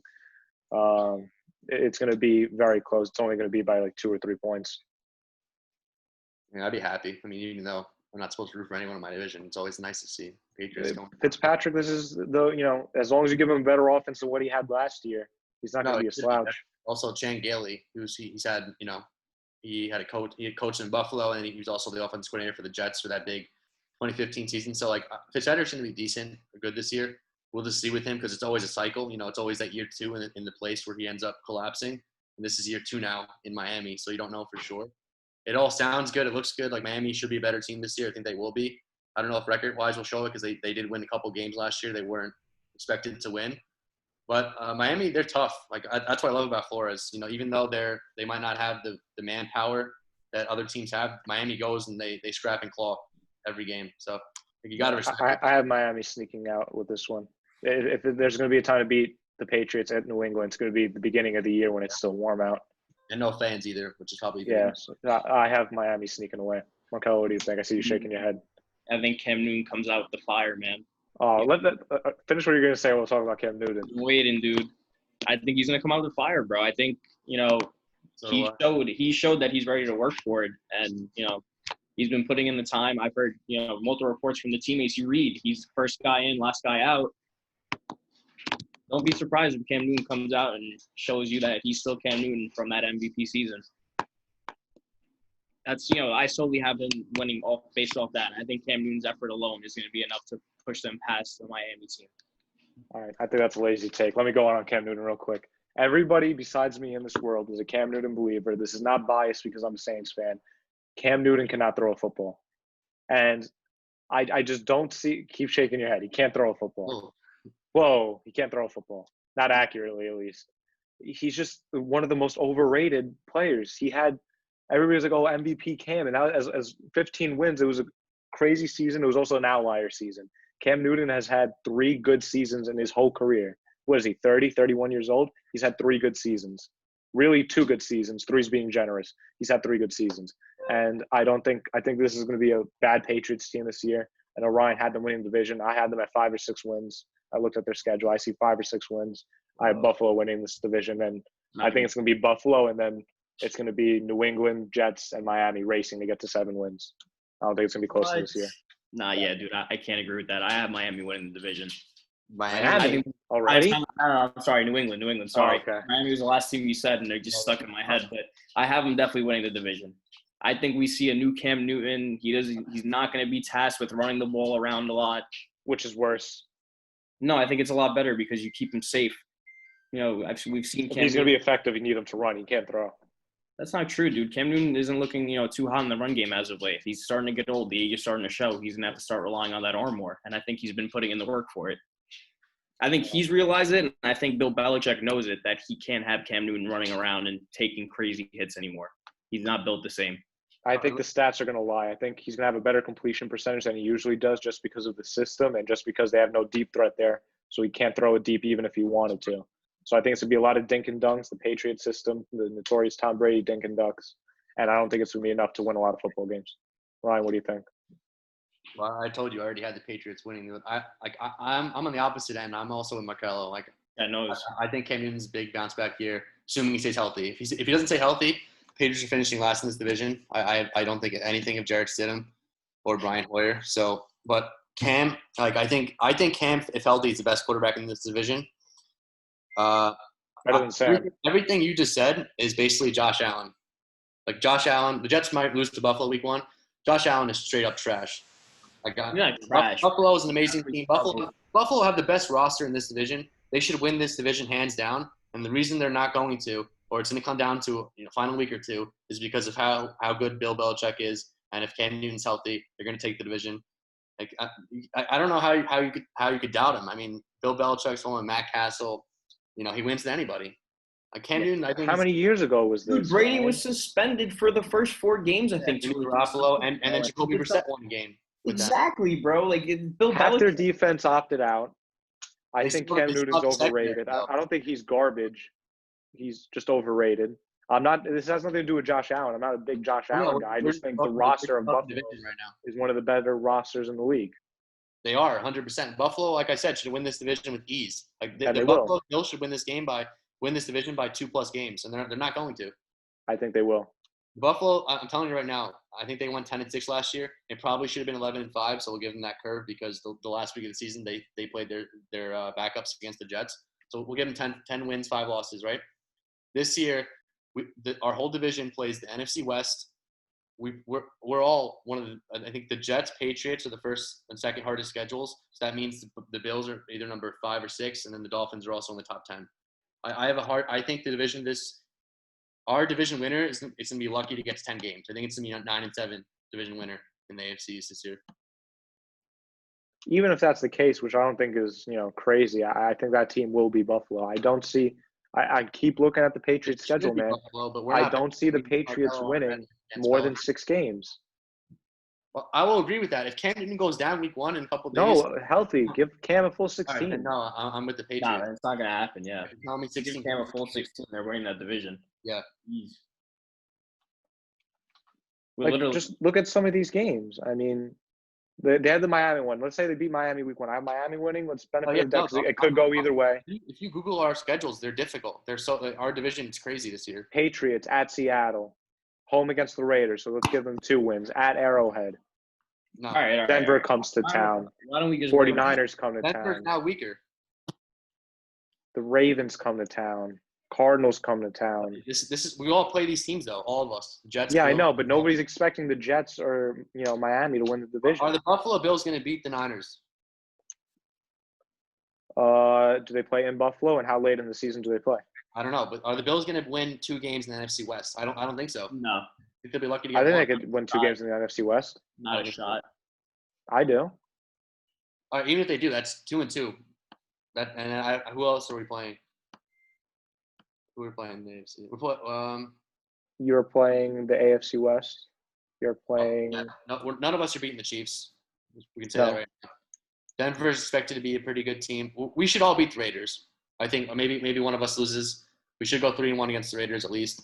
You play the Chargers. Chargers should be 2-2, especially if a team is traveling to the West Coast from the East Coast. The team in the East Coast 70% of the time loses. Well, the Patriots have to go to LA. That's a tough game for anybody. Anyone traveling, but can they beat LA? Yes. It's still Tyrod Taylor. And Well, the that's Chargers, in December. We might be seeing Herbert by then. That's a not only December game. that, not only that, but the Chargers lose guys weekly. Like insane, like the talent they have on the roster. Some major injury happens like every couple weeks. Derwin I James. don't know. gone. Besides beating the Jets, I just don't see how many games the Patriots could possibly win. They beat the Jets, But they didn't- Raiders. Buffalo didn't beat them once last year. Patriots swept Buffalo last year. Let's But both of those games, Buffalo should have won. boys. Both of That's them. the story of Buffalo. When you have a shitty quarterback, you don't win games. The big games. All right, next week 1 matchup. Next week one matchup will be here forever. Yeah. Who did we not cover? We did not cover We haven't Cardinals covered. at 49ers. Oh, this one's interesting. Ooh, man. NFC West. All right. So last Is year, Nick Bosa playing week 1? yes, I think so. Maybe on a snap count though. I think, what do you have? A hamstring, right? Yeah. All right. I'll start while you Google that. So Arizona Cardinals last year with Kyler Murray played the Niners very well both times. Now they didn't win, but they scored 24 plus, I think, in both games. One of them was a Thursday night football game where they first got Kenyon Drake. He also had a big night. I'm a big believer in Arizona this year. I'm not saying they're going to win the division, but I expect Arizona in the playoff picture. Kyler Murray is, I think, third or fourth favorites in MVP right now. So everyone's expecting a huge Kyler Murray year. Obviously, they got DeAndre Hopkins for a complete steal. They got Isaiah Simmons in the first round. So, like, Arizona, their defense is it's still a little bit questionable. Like, we obviously know Chandler Jones is amazing, but Patrick Peterson now is in his 30s, and last year he kind of did fall off a little bit. So Arizona's defense is still questionable to me, especially when you're playing in this division against San Fran, who can run over you. Seattle's always fun to watch offensively. And even I think the Rams are being a little bit disrespected now. You know, last year I predicted them not to make the playoffs, but They they're just still a extended quality. Ramsey today. The Rams are still a quality team. They should win 8+ games again this year. But where's this game? San Fran? At San Fran. And Nick Bosa, I checked, is most likely going to play. Not on a snap count either. What about Deebo Samuel playing or no? No, I don't think so. Him and Ayuk are both like questionable. All right, I'm gonna go Arizona for this game. I know how good San Fran was last year. They basically brought back everyone besides they traded away DeForest Buckner for a first-round pick, which they turned into Kinlaw. And then they took Ayuk in the first round when they let Sanders go in free agency. But the Niners are still they're so good. But Arizona, I thought, played them extremely well last year. I think Kyler Murray is a better quarterback than Jimmy Garoppolo. And I don't see – because Sherman, I don't think they're going to put Hopkins – they're not going to mirror Sherman and Hopkins. So I just think Hopkins is going to eat in the slot. And I think Kenyon Drake could have a touchdown or two this game. So I'm going to go Arizona in a really close game, like 27-24. Yeah, I think I'm also going to have Arizona pulling it out super close also. I just don't think San Fran's going to have the weapons on offense to be able to contest with what, Arizona's pulling up to the game with. It comes to a point where how are you going to stop DeAndre Hopkins, Christian Kirk, Larry Fitzgerald, Kenyon Drake now. You have Edmonds too that shows he could flash out of the backfield if needed. I just think it's too much. Peter, I don't know if you heard though before you go on. Former St. Dan Arnold's been killing it for Arizona camp at tight end. So I guess something to watch out for. Yeah. Look, I really think how Arizona, they're still in the process of rebuilding this team. This defense is nowhere close to where it needs to be. But I think they're designing this team to beat San Francisco.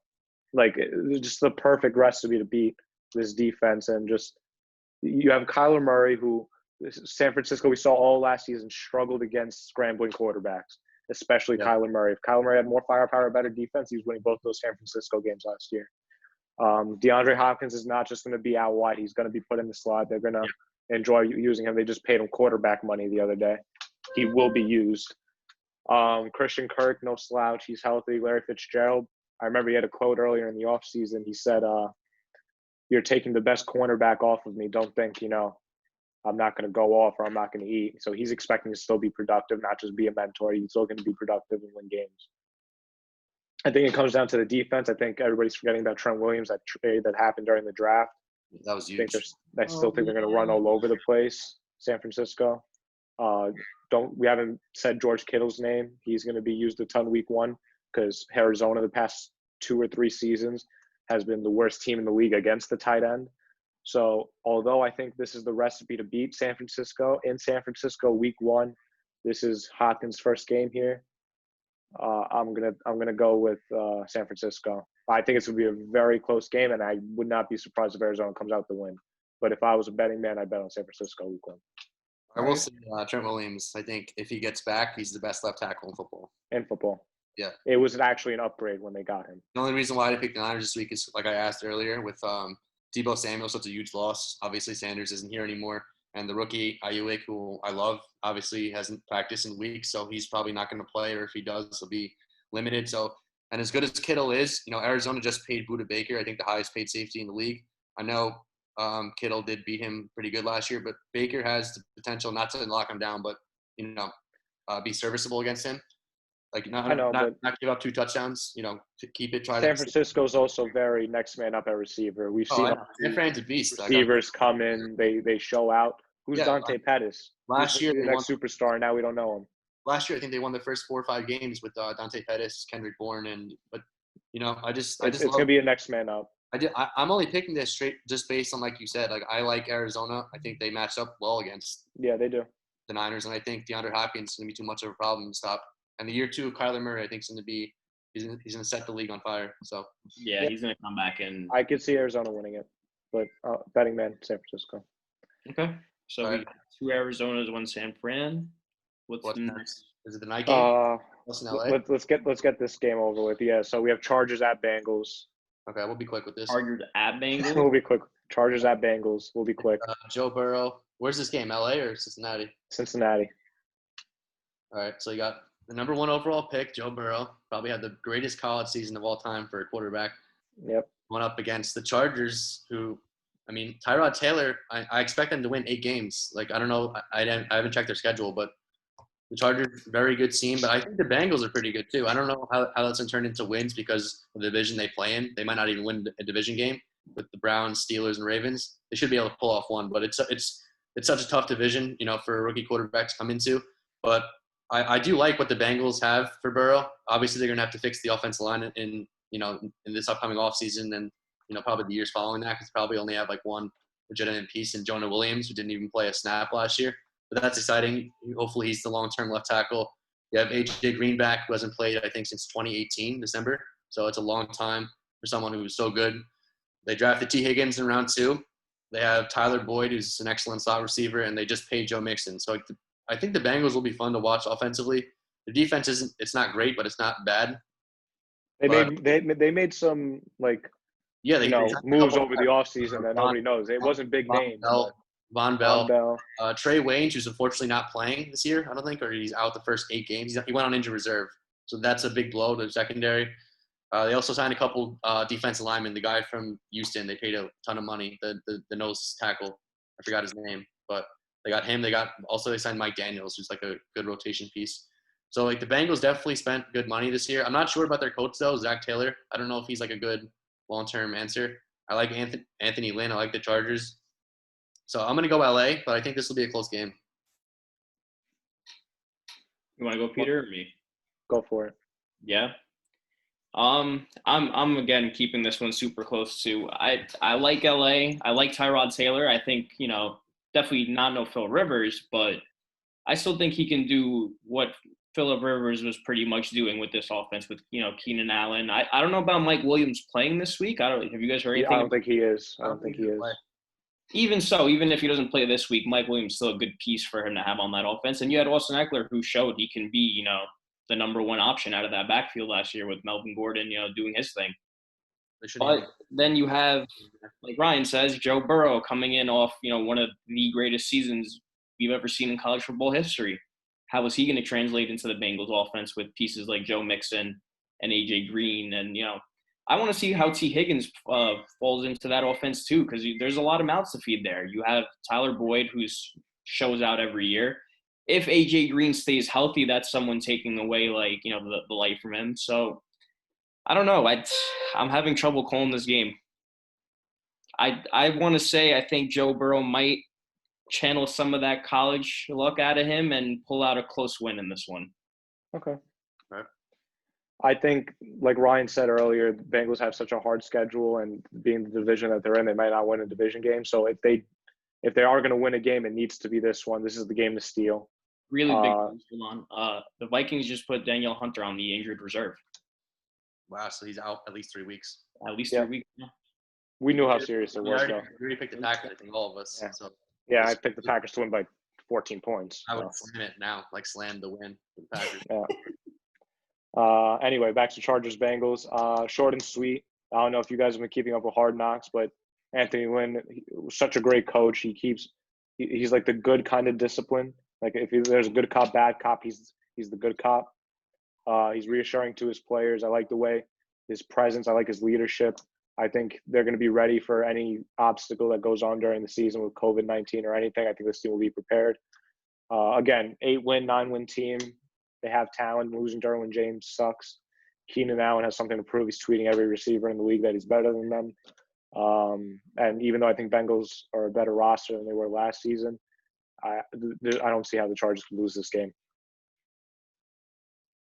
So you think the Chargers are winning convincingly? No. But I just think they're going to win. No, I just think they're going to win. But if the Cincinnati's going to steal a game, it's going to be this one. I have the Chargers winning it. Right. Tyrod Taylor's not going to turn the ball over. Joe Burrow's not getting any extra possessions. Ryan said, "Do we believe in Zach Taylor?" I know I don't, but verdict's still out. I think that's the difference, like, was between Tyrod and Phillip Rivers last year. I think the Chargers were essentially in every single game last year, like a one possession game.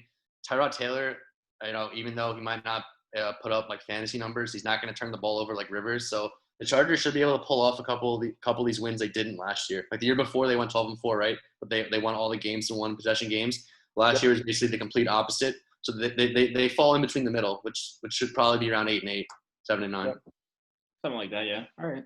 So what's all right? So now that we're done with the afternoon games, we move on to the Sunday night game. Dallas Cowboys at Los Angeles Rams. All right. I'll playoff matchup. Well, the Cowboys last year completely destroyed them in their regular season game. Cowboys, I'm predicting them to win the NFC East, but this is going to be a really tough game because Lyle Collins is also on injured reserve. Their starting right tackle was really good. They lost Travis Frederick in the offseason. He had to retire. So that's two big pieces gone, especially for week one. Now, luckily, they're getting Collins back in a couple weeks. But, against the Rams, luckily, I guess Dante Fowler's not there anymore. They don't Aaron Donald's a beast, don't get me wrong, but he's not going to be rushing from the right tackle spot. The Rams, I think, like I said before, they're definitely being disrespected. I think people are expecting them to be complete trash, which I don't agree with. I think as much as I'm not a huge golf guy, like Robert Woods is amazing, Cooper Kupp, and Van Jefferson's been killing it, the rookie. I think he's overtaken Josh Reynolds as the number 3. Tyler Higbee, I don't know if that's going to continue, but the last couple weeks of the season, he absolutely destroyed it. And I'm excited for Cam Akers. I loved him coming out. I know the first couple weeks they're probably going to do a committee with him, Brown, and the other guy, but Henderson, yeah, he's also hurt too, I think. But yeah, the Rams should be fun offensively. Dallas, though, what they did, even though they lost Byron Jones, which is a huge loss, and I don't love their secondary. I thought they were going to sign Earl Thomas, but they're not going to, at least not in time for this game. We'll see if that changes throughout the season. But Dallas really beefed up their defensive line. Their pass rush is sick. Aldon Smith. DeMarcus Lawrence expected a bigger year. Last year was disappointing after the contract. Everson Griffin, absolutely huge addition. I think he's a great pass rusher.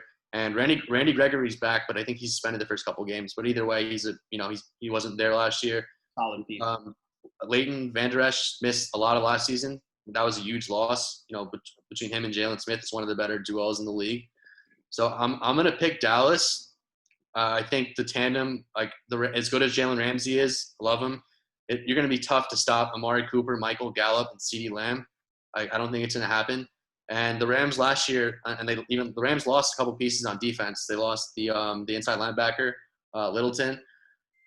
Zeke Elliott and Tony Pollard should have also a pretty big game again. I mean, last year I think they rushed over 200 yards against the Rams. That might not happen because they might air it out a little bit more. But I think this will be a much closer game. But I'm going Dallas. I like that take. Pretty much everything like you said. Dallas, though, you didn't touch on Dak Prescott, who I think is going to come out and flourish with Mike McCarthy head coach. MVP? Yeah. Man. See, it's a hard one because you have top three in MVP voting. Top 3 MVP candidate, 110%. No doubt in my mind, because I think he's going to have a huge year, especially that he still hasn't gotten that extension, man. He's playing on the tag, and he just saw Deshaun Watson get paid and just saw Pat Mahomes get paid. So Dak Prescott in the back of his head is going to go out there and ball out so he can get paid. And I just think it's going to carry over the entire – I just think that team is too offensively, gifted at every single position that they have right now to be stopped. I just don't Like, yeah, sure, whatever. Week 1, Jalen Ramsey will cover who? Amari Cooper, but then you're leaving Yeah, Michael Gallup and CeeDee Lamb to roam the field at their free will. It's just it's a I didn't mention it, but people are expecting a lot out of Jarwin. Like Jarwin, I don't know if that's gonna happen, but yeah. I've heard good reports about him too that he's been looking nice, but I really don't see a way to stop them. it's a lot of firepower for any defense to stop. So Yeah. Aaron Donald would have to straight up just like destroy, which he could. I mean, it's possible. He could, but like, how much are you possibly gonna do, man? So you got to get pretty tired after shucking blocks and trying to get past That's these. another thing. This is also week 1, no preseason condition. Like there might be some teams like we're gonna mention team after the Denver game. I think Tennessee might be worn out by the third quarter. So we'll see. Yeah. Yeah, I definitely have Dallas running away with it. I don't think it'll be close. I think probably like a 10-14. Like, I think last year's by 30 or 20 something. yeah, but definitely not that bad. I don't think you let a team do that to you 2 years in a row. Yeah, I'm gonna have Dallas winning this game. I don't think it's gonna be. I think it's gonna be a close game. I think it's gonna be, well, not a close game in the sense of this. I think the Cowboys are gonna pull away in the second half. They're gonna win this game in the second half. I think it's gonna be a lot of rust from both sides. I think Mike McCarthy's gonna try to give CeeDee Lamb the ball and show off his new toy, but not in an effective way. Amari Cooper, I don't think he's gonna. Not only is he playing on the road, which he sucks on the road, he's doing it against the top 3 corner in the league. Amari Cooper, it's going to be a big Gallup game. It's going to be a big Zeke game. And I think it's going to be a lot of fourth quarter garbage time points for Robert Woods. I expect Robert Woods to have a big game, but I see Dallas winning by a score, maybe like 5 to 7 points. Okay.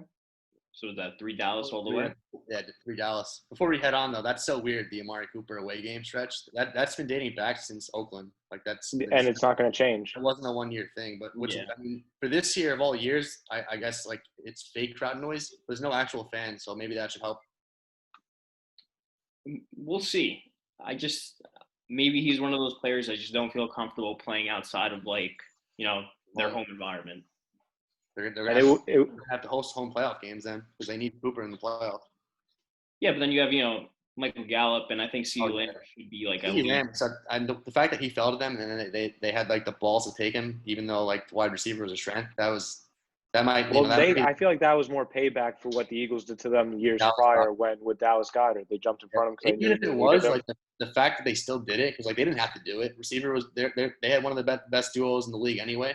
But the fact now they got Lamb, who's like one of the he was up your receiving core right there. Yeah. And they have the insurance now. They have the insurance if Amari can't stay healthy or they want to trade Gallup for anything, whether it's picks or better star defensive player. They have options now, receiver. Go up against any defense in the league. Like good luck getting those 3.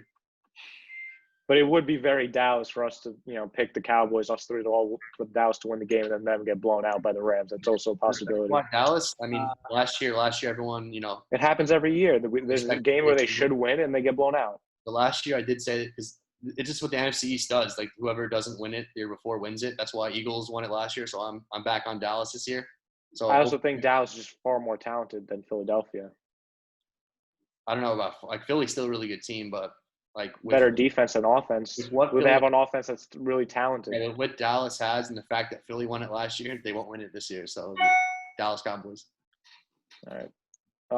Then we have 2 Monday night games. I actually love it when they do 2 Monday night games. Me too. So the first game we have is Pittsburgh at the New York Giants. Oh man. Markello, start off being a Giants fan. Go for it. Get started. I mean, wait, before you start, you're gonna even watch this game, or you're gonna turn it off after? I'm definitely gonna watch the game. I'm not gonna be happy watching the game, but I'm gonna watch the game. I'll be at your crib watching it too. I just think Pittsburgh's, after that trade that they made last year to pick up Minkah Fitzpatrick, that defense just different breed, man. Like that's definitely a top 5 defense in the league, and I just don't see.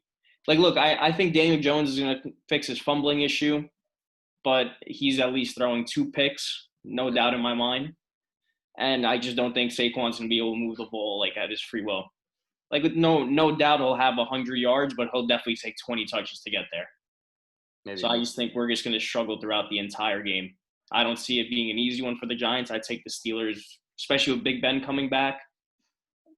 It's just not looking pretty for us. Yeah, it's a really tough game for the Giants. I wouldn't, especially week 1, like getting put back against Pittsburgh. Daniel Jones, I think, will have a pretty good year, especially fantasy. Yeah. I think his numbers will be inflated for both touchdowns and interceptions because they're going to be with what you have on defense. You're going to be down in every game most likely. So he's going to be airing it out probably 35 times a game, if not more, some games. So unfortunately, that's going to result in some. I don't know how many interceptions he threw last year, but it'll be a little bit inflated both ways. Hopefully, the fumbling issues cut down at least in half. That'll be big. But this is a type of game where this is not a good like week one game like you want straight out of the gate. Pittsburgh, you said top 5. They might even have the best. Like it's so good.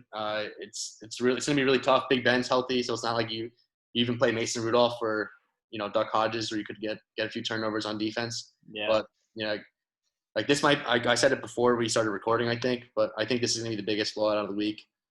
I'm not even sure. Like, no disrespect to the Giants. I don't know why they put this game on prime time. I would have rather a few other games, but it is what it is. They gave us 2 games Monday night, so. And I have Juju Smith and Big Ben, so like watch us be completely wrong. We come back here next week and imagine they do nothing. Nah, dude, I really don't think they're gonna have a problem. Like, yeah, we made some improvements on the defense, pick up James Bradbury, but got Xavier. I don't even think Xavier McKinney's gonna play. He's on IR. He's Logan Ryan. He fractured his foot. Yeah, I mean, we get Logan Ryan, whatever. So, whatever, we make little, small, tiny, upgrades, but I just don't think it's gonna be anything that's gonna like make a difference in this game. What did you think? I've seen a lot of Giants fans complaining that they cut Ryan Conley, the guy who like did pretty well last year. Yeah, I think that was a very stupid cut. I think bring him back because I think the Vikings claimed him. Yeah, that was a very stupid cut. He was showing that he could play the middle of the field for us last year, which is something we haven't had in like ages. So I don't know what they decided, who decided that was the right move, but yeah, I thought it's a classic Giants move, though. You know what I mean? Like, we didn't sign Odell to trade him, but we still traded him. Yeah, it's a classic Giants type thing. It's just Gettleman, like the same thing. Like he hired a new coach. Like I said with Jacksonville. Besides, you guys did get a new coach. You just didn't fire the GM before. Yeah, I think we should have cleaned house, but I never understand that. The Jets do that all the time too. Like it's always these bad teams that keep on doing this, and then they don't realize the cycle that keeps on happening. But yeah, if you're gonna bring in someone new, it has to be both of them. It can't be one or the other. Yeah. What are you guys feeling for Peter? I think, Peter, you haven't given me your take. Yeah, no, the Steelers are going to win this game. I don't think it's going to be as bad. Ryan thinks it's going to be the biggest blowout of the week. I think it's going to be the same thing with the Rams, where there's going to be a lot of garbage time points. So I think once Pittsburgh knows they won the game, I think they're going to let their foot off the gas. I think it's going to be a lot of 3 and outs in the beginning of the fourth quarter or whatever it is. And I think it's going to be, Daniel Jones getting a lot of dump off passes, slant routes to Shepard, to Slayton, dink and dunks to Saquon. I don't see the Giants being good this season. I told right before we started recording, I have them maybe 4 to 5 wins, 5 is being generous. Everybody's talking about, every Giant fan I know, that this new and improved offensive line. I don't think it's that new and improved. I heard Andrew Thomas is having struggles at camp, and now it's supposed to be the biggest addition. You had your $20 million man sit out. The guy from New England, blanking on his name. Nate Solder sitting out, opting out for the season. So I think Saquon's going to have another rough year, rushing the ball. I think he's going to get stuffed at the line of scrimmage a lot. I think it's going to be heavy passing at the end of games, so inflated Daniel Jones numbers, like Ryan said. So it's just going to be a lot of garbage time points, I think, in the end of the game for the Giants. But Steelers are going to win. Yeah. And then I think, what's the final game? Was it Tennessee? Denver. Yeah, I have Tennessee. I'll start. I was picking Denver the entire way, and then Von Miller ended up having a season-ending injury last night, which is so unfortunate. It seems like this kind of stuff happens every year with one major star. It's usually offense, but someone always gets hurt, leading into game one. And this is such a big loss for Denver. I still expect Denver to take a big leap with Drew Lock, but this was I almost was guaranteeing them a playoff spot. Now with Von Miller, they might not make it. They still have a good team. But week 1 against Tennessee, they actually beat Tennessee last year with Marcus Mariota, though, starting. Beat him 16-0, and they held Derrick Henry to 28 yards total, I think, rushing. I don't think that's going to happen again, but I do think week 1, no preseason. It's in Mile High, so, the air is tough. I think if they can contain Henry, don't let him run for 150. You can hold him to 70, 80 yards rushing. I think Denver have a chance. I think, they did get Clowney. Clowney's really good. I don't know how many snaps he's going to play this first week. It'll probably be on somewhat of a snap count. Tennessee have a good defense, but I'll take my chances. I'm going to pick Denver. I like Cortland Sutton. Jerry Jeudy in the first round. We're all expecting Noah Fant too. Like this is year 2 for a tight end. This is usually when they start to break out. And they also did add Melvin Gordon and to an already pretty good backfield with Lindsey. So I like what Drew Lock has. I like what Denver have. I'm picking Denver. This will be a really close game. I could really see Tennessee winning. Tennessee made the championship game last year, and they probably got better. But I just like Denver in their own place. Denver is one of the toughest places to win in September. So I'm going Denver. I like that take, but I personally think I don't know, man. I think Tennessee's gonna come out with the fire. Fire they came out from last year and just completely. I don't think they're gonna blow Denver out of the water, but I just don't see it being like a contest throughout the entire thing. I think Drew Lock is gonna have a little bit of the jitters, week 1. Yeah. Pretty much a rookie quarterback. Yeah, that's what I was saying before with Haskins. They only played 5 games, last year I think in total. And while Drew Lock I think went 4-1, and he had some pretty big wins like against Houston. So I know the hype for him has been like riding up this entire time.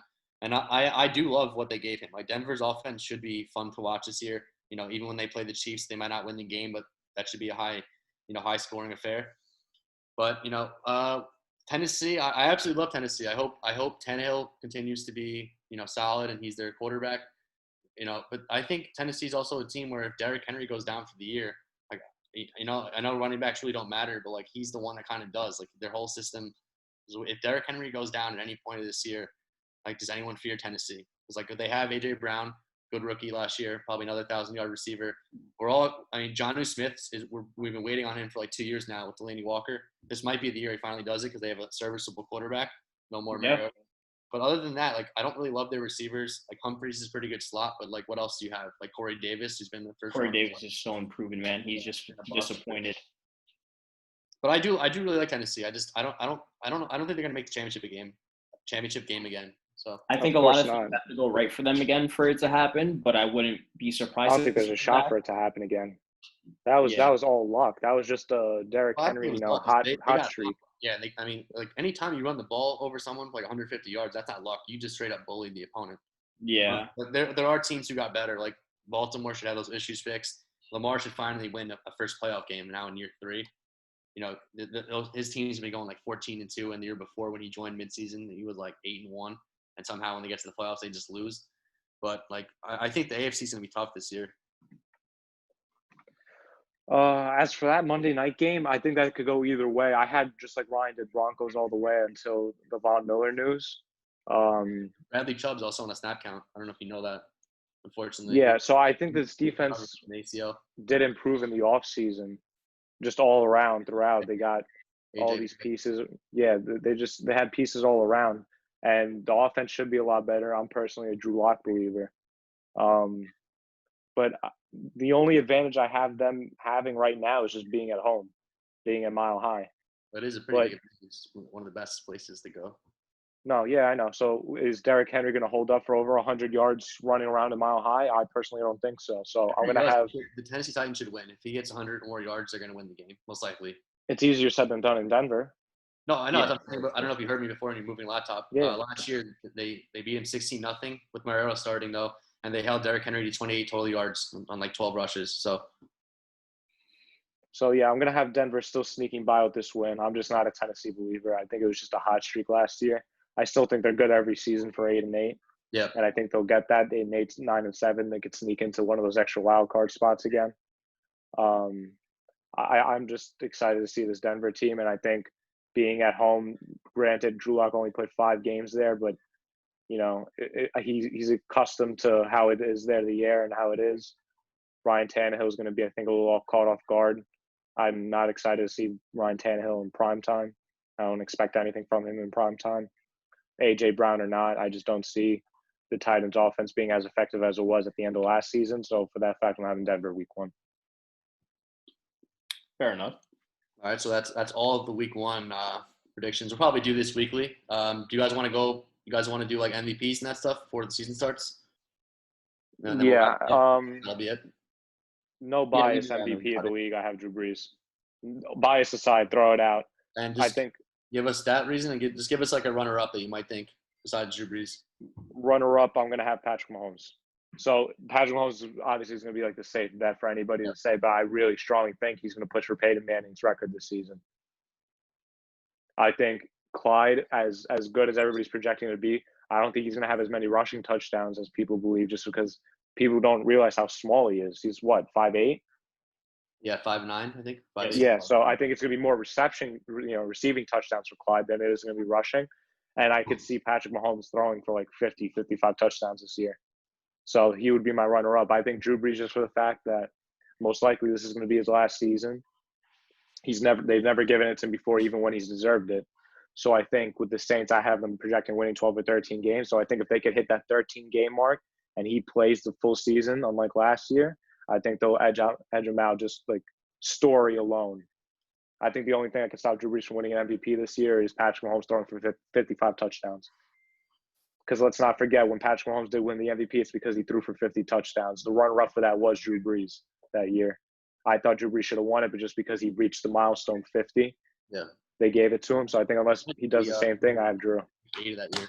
I remember he was one of the he might have been the favorite in Week 8. Drew Brees, like McMahon. Yeah. So I'm having Drew unless Patrick could throw for 55. What about you, Markello? I'm gonna say Lamar Jackson's gonna take it again. Back to back. Huh? Really, that doesn't happen a lot. I know, but I just think he's gonna be too much of a problem through the air. Like whatever, through the air, we've seen you can't rely on him to throw more than 30 times a game. But he'll still complete the passes. He'll still, I think, throw for whatever 20 some odd touchdowns plus. But then he does all that work with his feet on the ground that you can't ignore. So it's like, what other quarterback is going to be that much of a dual threat and put up the numbers on top of it? You think, though, that wouldn't – because the way I look at it, I didn't have Lamar in the top 2, not even the top 3, is because I just feel like with bringing in J.K. Dobbins, you have to use him spending that kind of draft capital. There's going to be a lot of running back touchdowns taking away from his personal running touchdowns. Yeah, but it's still Lamar Jackson. You know what I mean? Like he'll still run around and make it work and figure something out. Yeah, he might even throw to some of them because Mark Ingram last year had 15 total touchdowns. I think 5 of them were receiving. So like even if Dobbins has a couple vulture touchdowns, and Lamar also rushed for over 1,000 yards last year. So like he's going to be in contention. Like it's just how unless he gets hurt. Like Lamar plays full 16, he's going to be in the top 5 probably of quarterbacks for MVP. I'd say my runner-up would be Dak, though. Now you got me thinking about that from before. Dak? Okay. Yeah, I think Dak's just going to have a phenomenal year, especially that he's just playing for the contract. I think he's just going to show out 40-plus touchdowns easy.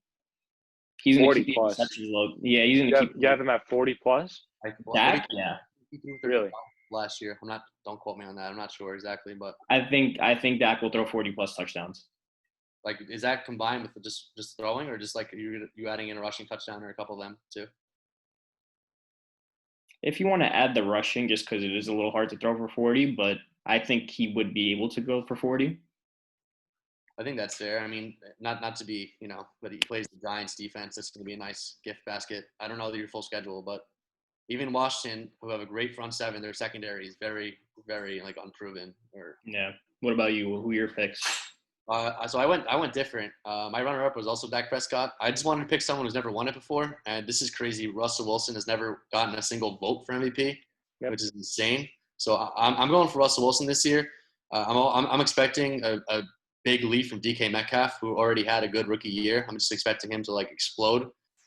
Tyler Lockett obviously has been really good now the last 2 years, and I think Jamal Adams is a big addition. I hate that Clowney didn't resign there.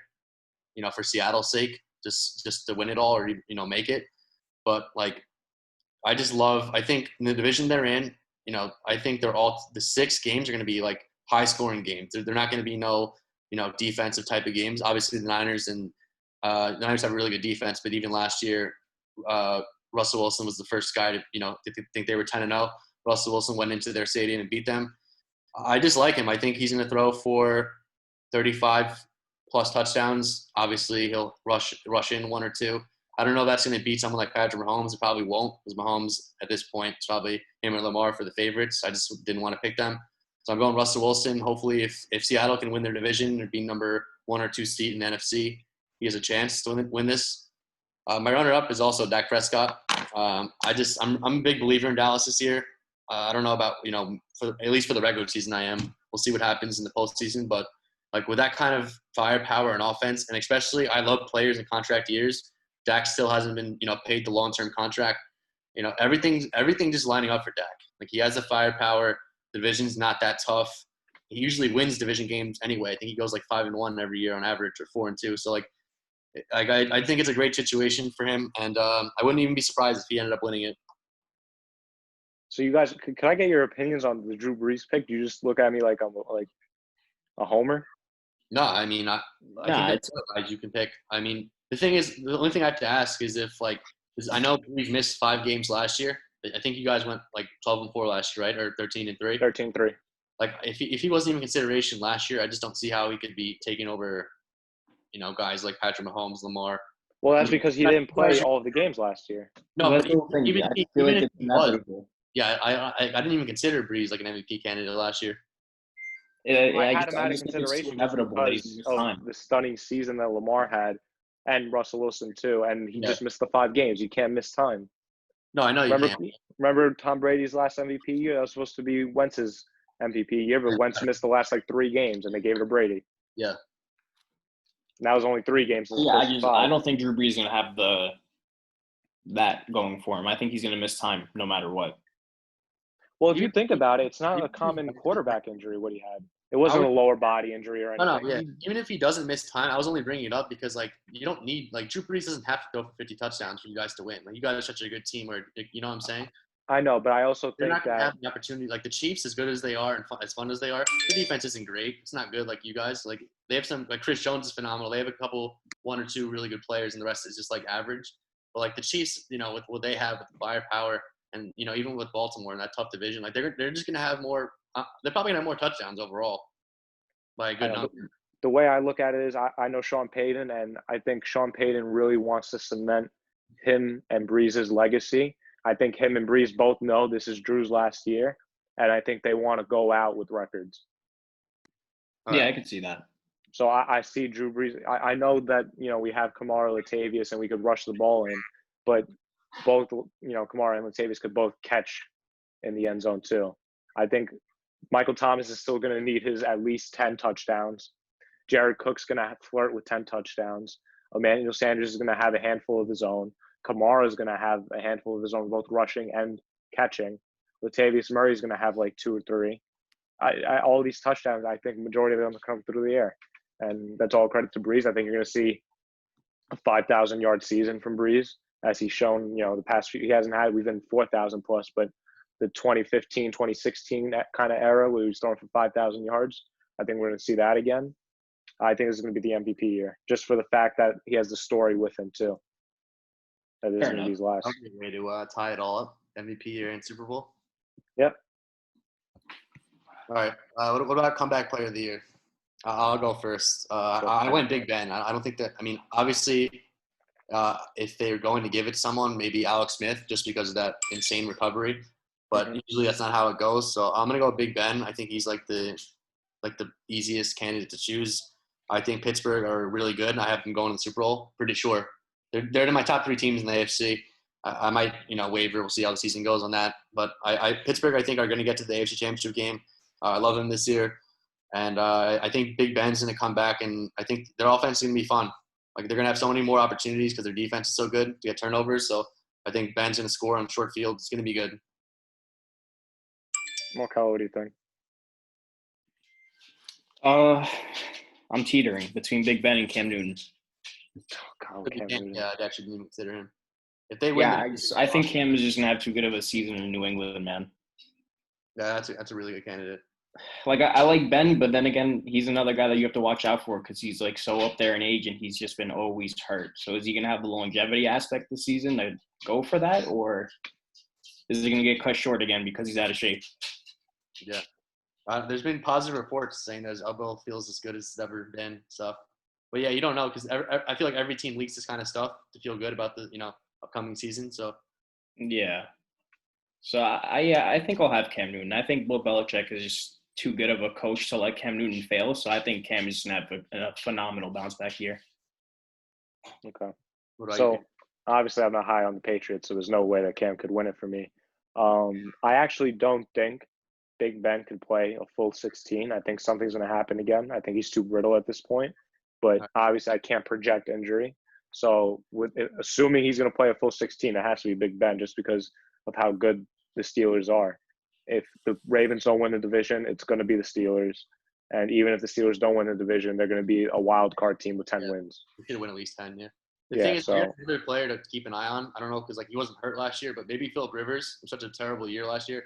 Like if the Colts do end up winning the South, he has to be in consideration. I think he won it when he only a few years ago, but but I also think too the numbers are going to be more on Ben's side. I feel like. Oh yeah, because you're coming back from injury and stuff too. Like Cam, that's a good pick. Yeah, and I think a lot of Indianapolis' touchdowns are just going to come from the ground. We didn't mention? Who? Rob Gronkowski.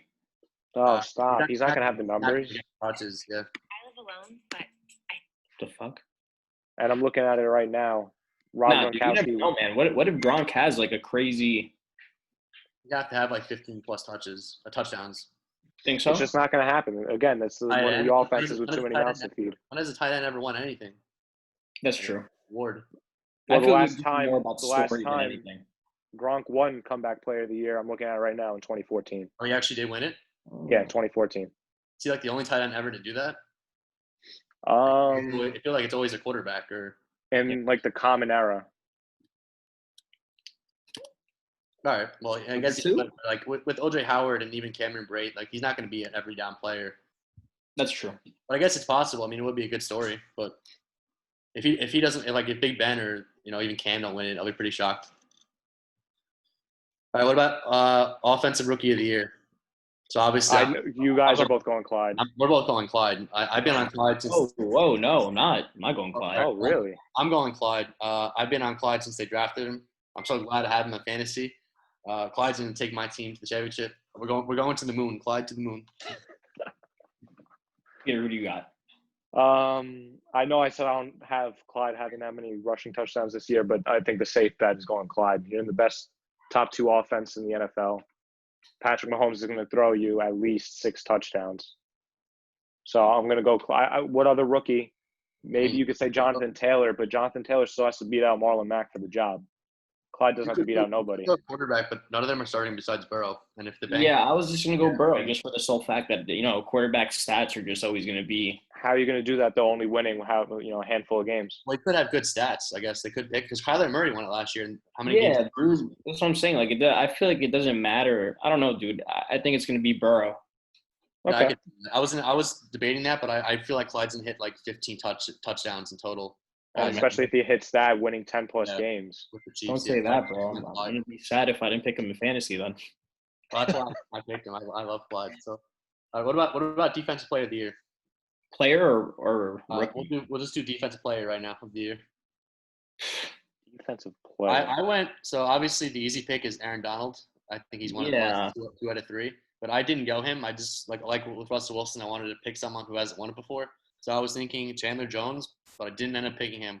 I went Nick Bosa because I'm not sure how many games the Cardinals are going to win. As much as I like them, you don't know for sure. Mm-hmm. I think the Niners have a chance to be at least number 1 or 2 seed again. We'll see. That's a really tough division. But like Bosa last year was insane, and actually he actually only ended up at 9 sacks last year, which if you watch their games, that's really low compared to what kind of impact he had. I think he's going to hit 12 plus sacks this year, and like the Niners are just on TV every week, so it's like when your team is winning and you see this kind of player on TV, I think it's going to be Bosa this year. Okay.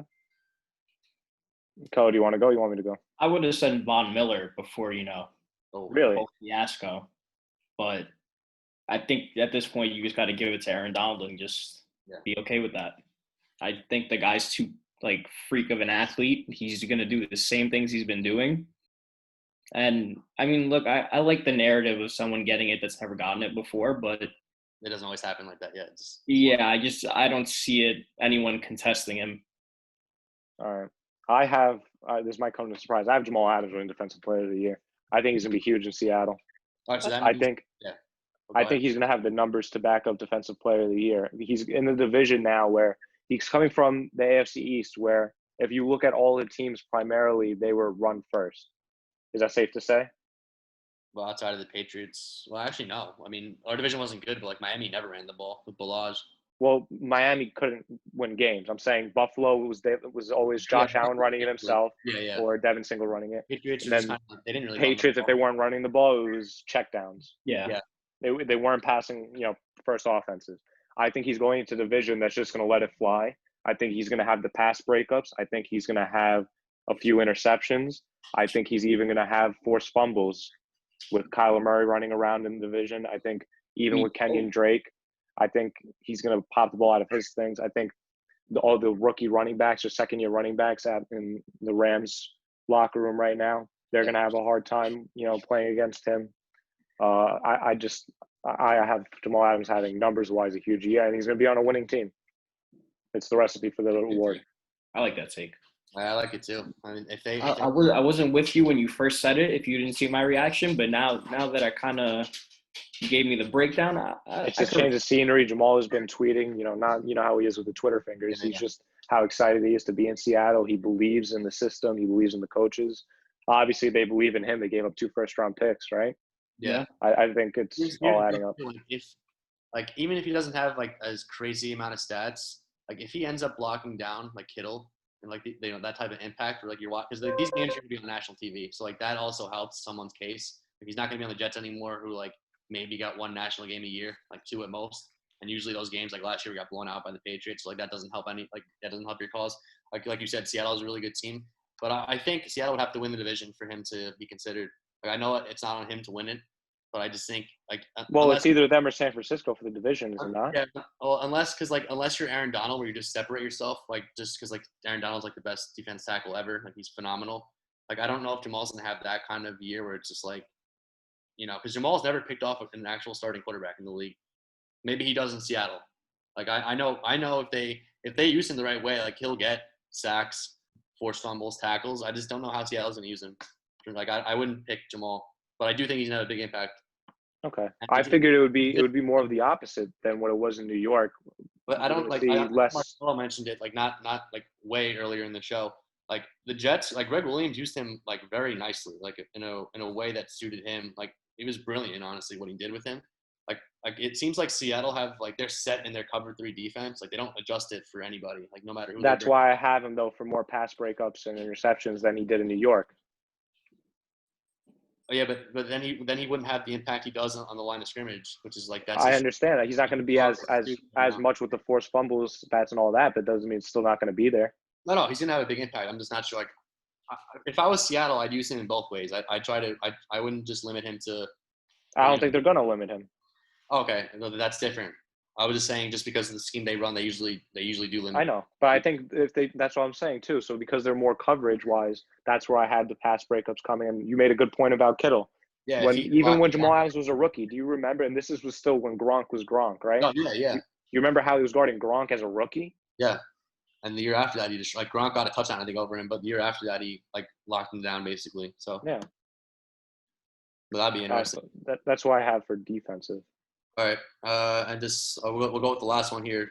Defensive Rookie of the Year. I actually Googled this before just to see like the draft. There were so many first-round picks this year where it was offensive like players taken. I think it was like 22 plus. So I think the only person I looked at and chose I chose Chase Young. I mean, I couldn't choose anybody else.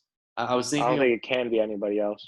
Yeah, I was thinking Okuda because like, as you guys know, I'm big on the Lions. Like he would have to have like 4+ interceptions and be a big impact. And as much as I love the Lions, I don't completely trust them, so I don't want to like keep doubling down and tripling down on the Lions. And Chase Young is just like a generational pass rusher. He was amazing in college, and even though Washington's not a good team, he does go into a good line. Like when they play the Washington football team, other teams they have to watch Jonathan Allen and all these guys. Ryan Kerrigan's still there. Their first round pick, Sweat last year. So like. Chase Young, I think, should have a lot of opportunities, and it wouldn't even surprise me if he had like 10+ sacks. But yeah, that's the same thing that happened with San Francisco. Nick Bosa's rookie year, he went into a good situation with already a stacked defensive line, and that just opened up opportunity for his ability to get to the quarterback. And Chase Young is a big factor as to why I believe in, I'm not gonna say the Redskins, the Washington football team, right? Mm-hmm. So I think it can't be anybody else besides Chase Young for rookie defensive player of the year. You guys don't think Isaiah Simmons can contest? He's not going to have the stats for it. Well, I mean, if Arizona would have to like be really good. Yeah. Good. I mean, Isaiah Simmons is kind of a freak of a player. Like he Yeah. might have like 2 or 3 interceptions. We'll see because they're playing him inside linebacker, right? I think. Are they, or are they Yeah. playing safety? No, they're playing I'm inside pretty line. sure inside linebacker. All right, They're that's playing him his. as linebacker. There's been I like inside that linebackers who option won it too. before. There's been like guys who won rookie. He's definitely going to be in there for the pass breakups too, over the middle. I like him in that spot. I don't know. Well, maybe he won't have like the sacks and whatever, like the glamorous stats, but he'll have the tackles. He'll have like the deflections, the pass. You know. Is that enough to win the award though? I mean, Luke, there's been linebackers who won it before. I think it might come down. Still won rookie of the year with the Bills. Luke Kuechly, obviously with the Panthers. But that's just on top of my head. So like, linebacker can definitely inside linebacker. Yeah, I think if Arizona ends up being a playoff team next year, and we know Washington isn't going to be, I think it'll probably play a factor into it, especially if Simmons has like a good year. Yeah, look, I'm an Isaiah Simmons fan. You know how much I loved him in the draft. I thought he should have been a top 5 pick. I wouldn't have been mad if the Giants took him instead of Andrew Thomas or a tackle in general. Yeah. I would have been. You say that now, but you also look at your defense now. No, I think they should have went offensive line because like that's their franchise quarterback. Yeah, But if you were going to go offensive line, I don't see why you wouldn't trade back and pick one up. I think you guys should have went back to or worse, though, just to be honest. Yeah, but if you were going to go back to or worse, you could have traded back into the top 10. Well, they knew who they wanted, so they just took who they wanted. Yeah, and I wouldn't even worry about the practice sports, Peter. I know you mentioned that earlier with Andrew Thomas getting beat in practice, but like he's a rookie. Like not everyone sets the world on fire. I know, but when we're talking about week 1 season outlook. And he's also, I think, getting slotted into the left tackle spot. I don't think we're going to play him at right tackle. No, left tackle because what's his name? Opted out, Soldier. So. Yeah, so that's what I was saying. So you can't have Barkley having this great of a year when you're going to have another year of struggling offensive line. Well, look, he's struggling now. It's early. We'll see how he adapts. We'll see how the season goes. Yeah, they're yeah, I don't think. Do you project him to be one of the not elite, but even above average tackle off rip? I mean, there's off rip. He's not going to be above average, but I think there's a learning curve, especially at left tackle in the league. To defend him, I think there's a lot of trash tackles in the league, so it wouldn't surprise me if he was near. I think Becton game 1 is going to be an above average tackle. Mm-hmm. Yeah, but you have to remember the defensive lines that you're going to have to face in the NFC East is a lot. Andrew Thomas also did play majority of his time, I think, at left tackle in college, didn't he? He played at Georgia. He did Georgia. Yeah. So I think I don't think it's that much of a learning curve for him. Like, obviously left tackle is probably the hardest spot on the line to play, but I don't know. I feel like it's a learning curve when you have the Redskins defensive line running at you, when you have Dallas's defensive line running at you. Yeah. How's he going to do against DeMarcus Lawrence, all these people? I'm sure DeMarcus Lawrence might run through him a few times like a revolving door, but I think he'll be able to hold his own. Yeah, and anyway, for the Giants and even the Jets this year, it's all about like progress. As much as we want to win games, like you want to see the team getting better, like players like Andrew Thomas and Becton getting better each week. So I don't see the Jets getting a lot better as long as Adam Gase is the coach. The offense is putrefying. It wasn't just injuries last year. It was just it was the play calling. We talked about it all year. It was you script the first series of the game. You have a great first series. Everybody knows what they have to do, where they have to be, and the rest of the game is you don't know what you're doing. I will say, even though I'm not a Gase fan, you guys know this. I wanted him fired last year. I will say, I think he was getting too much blame last year.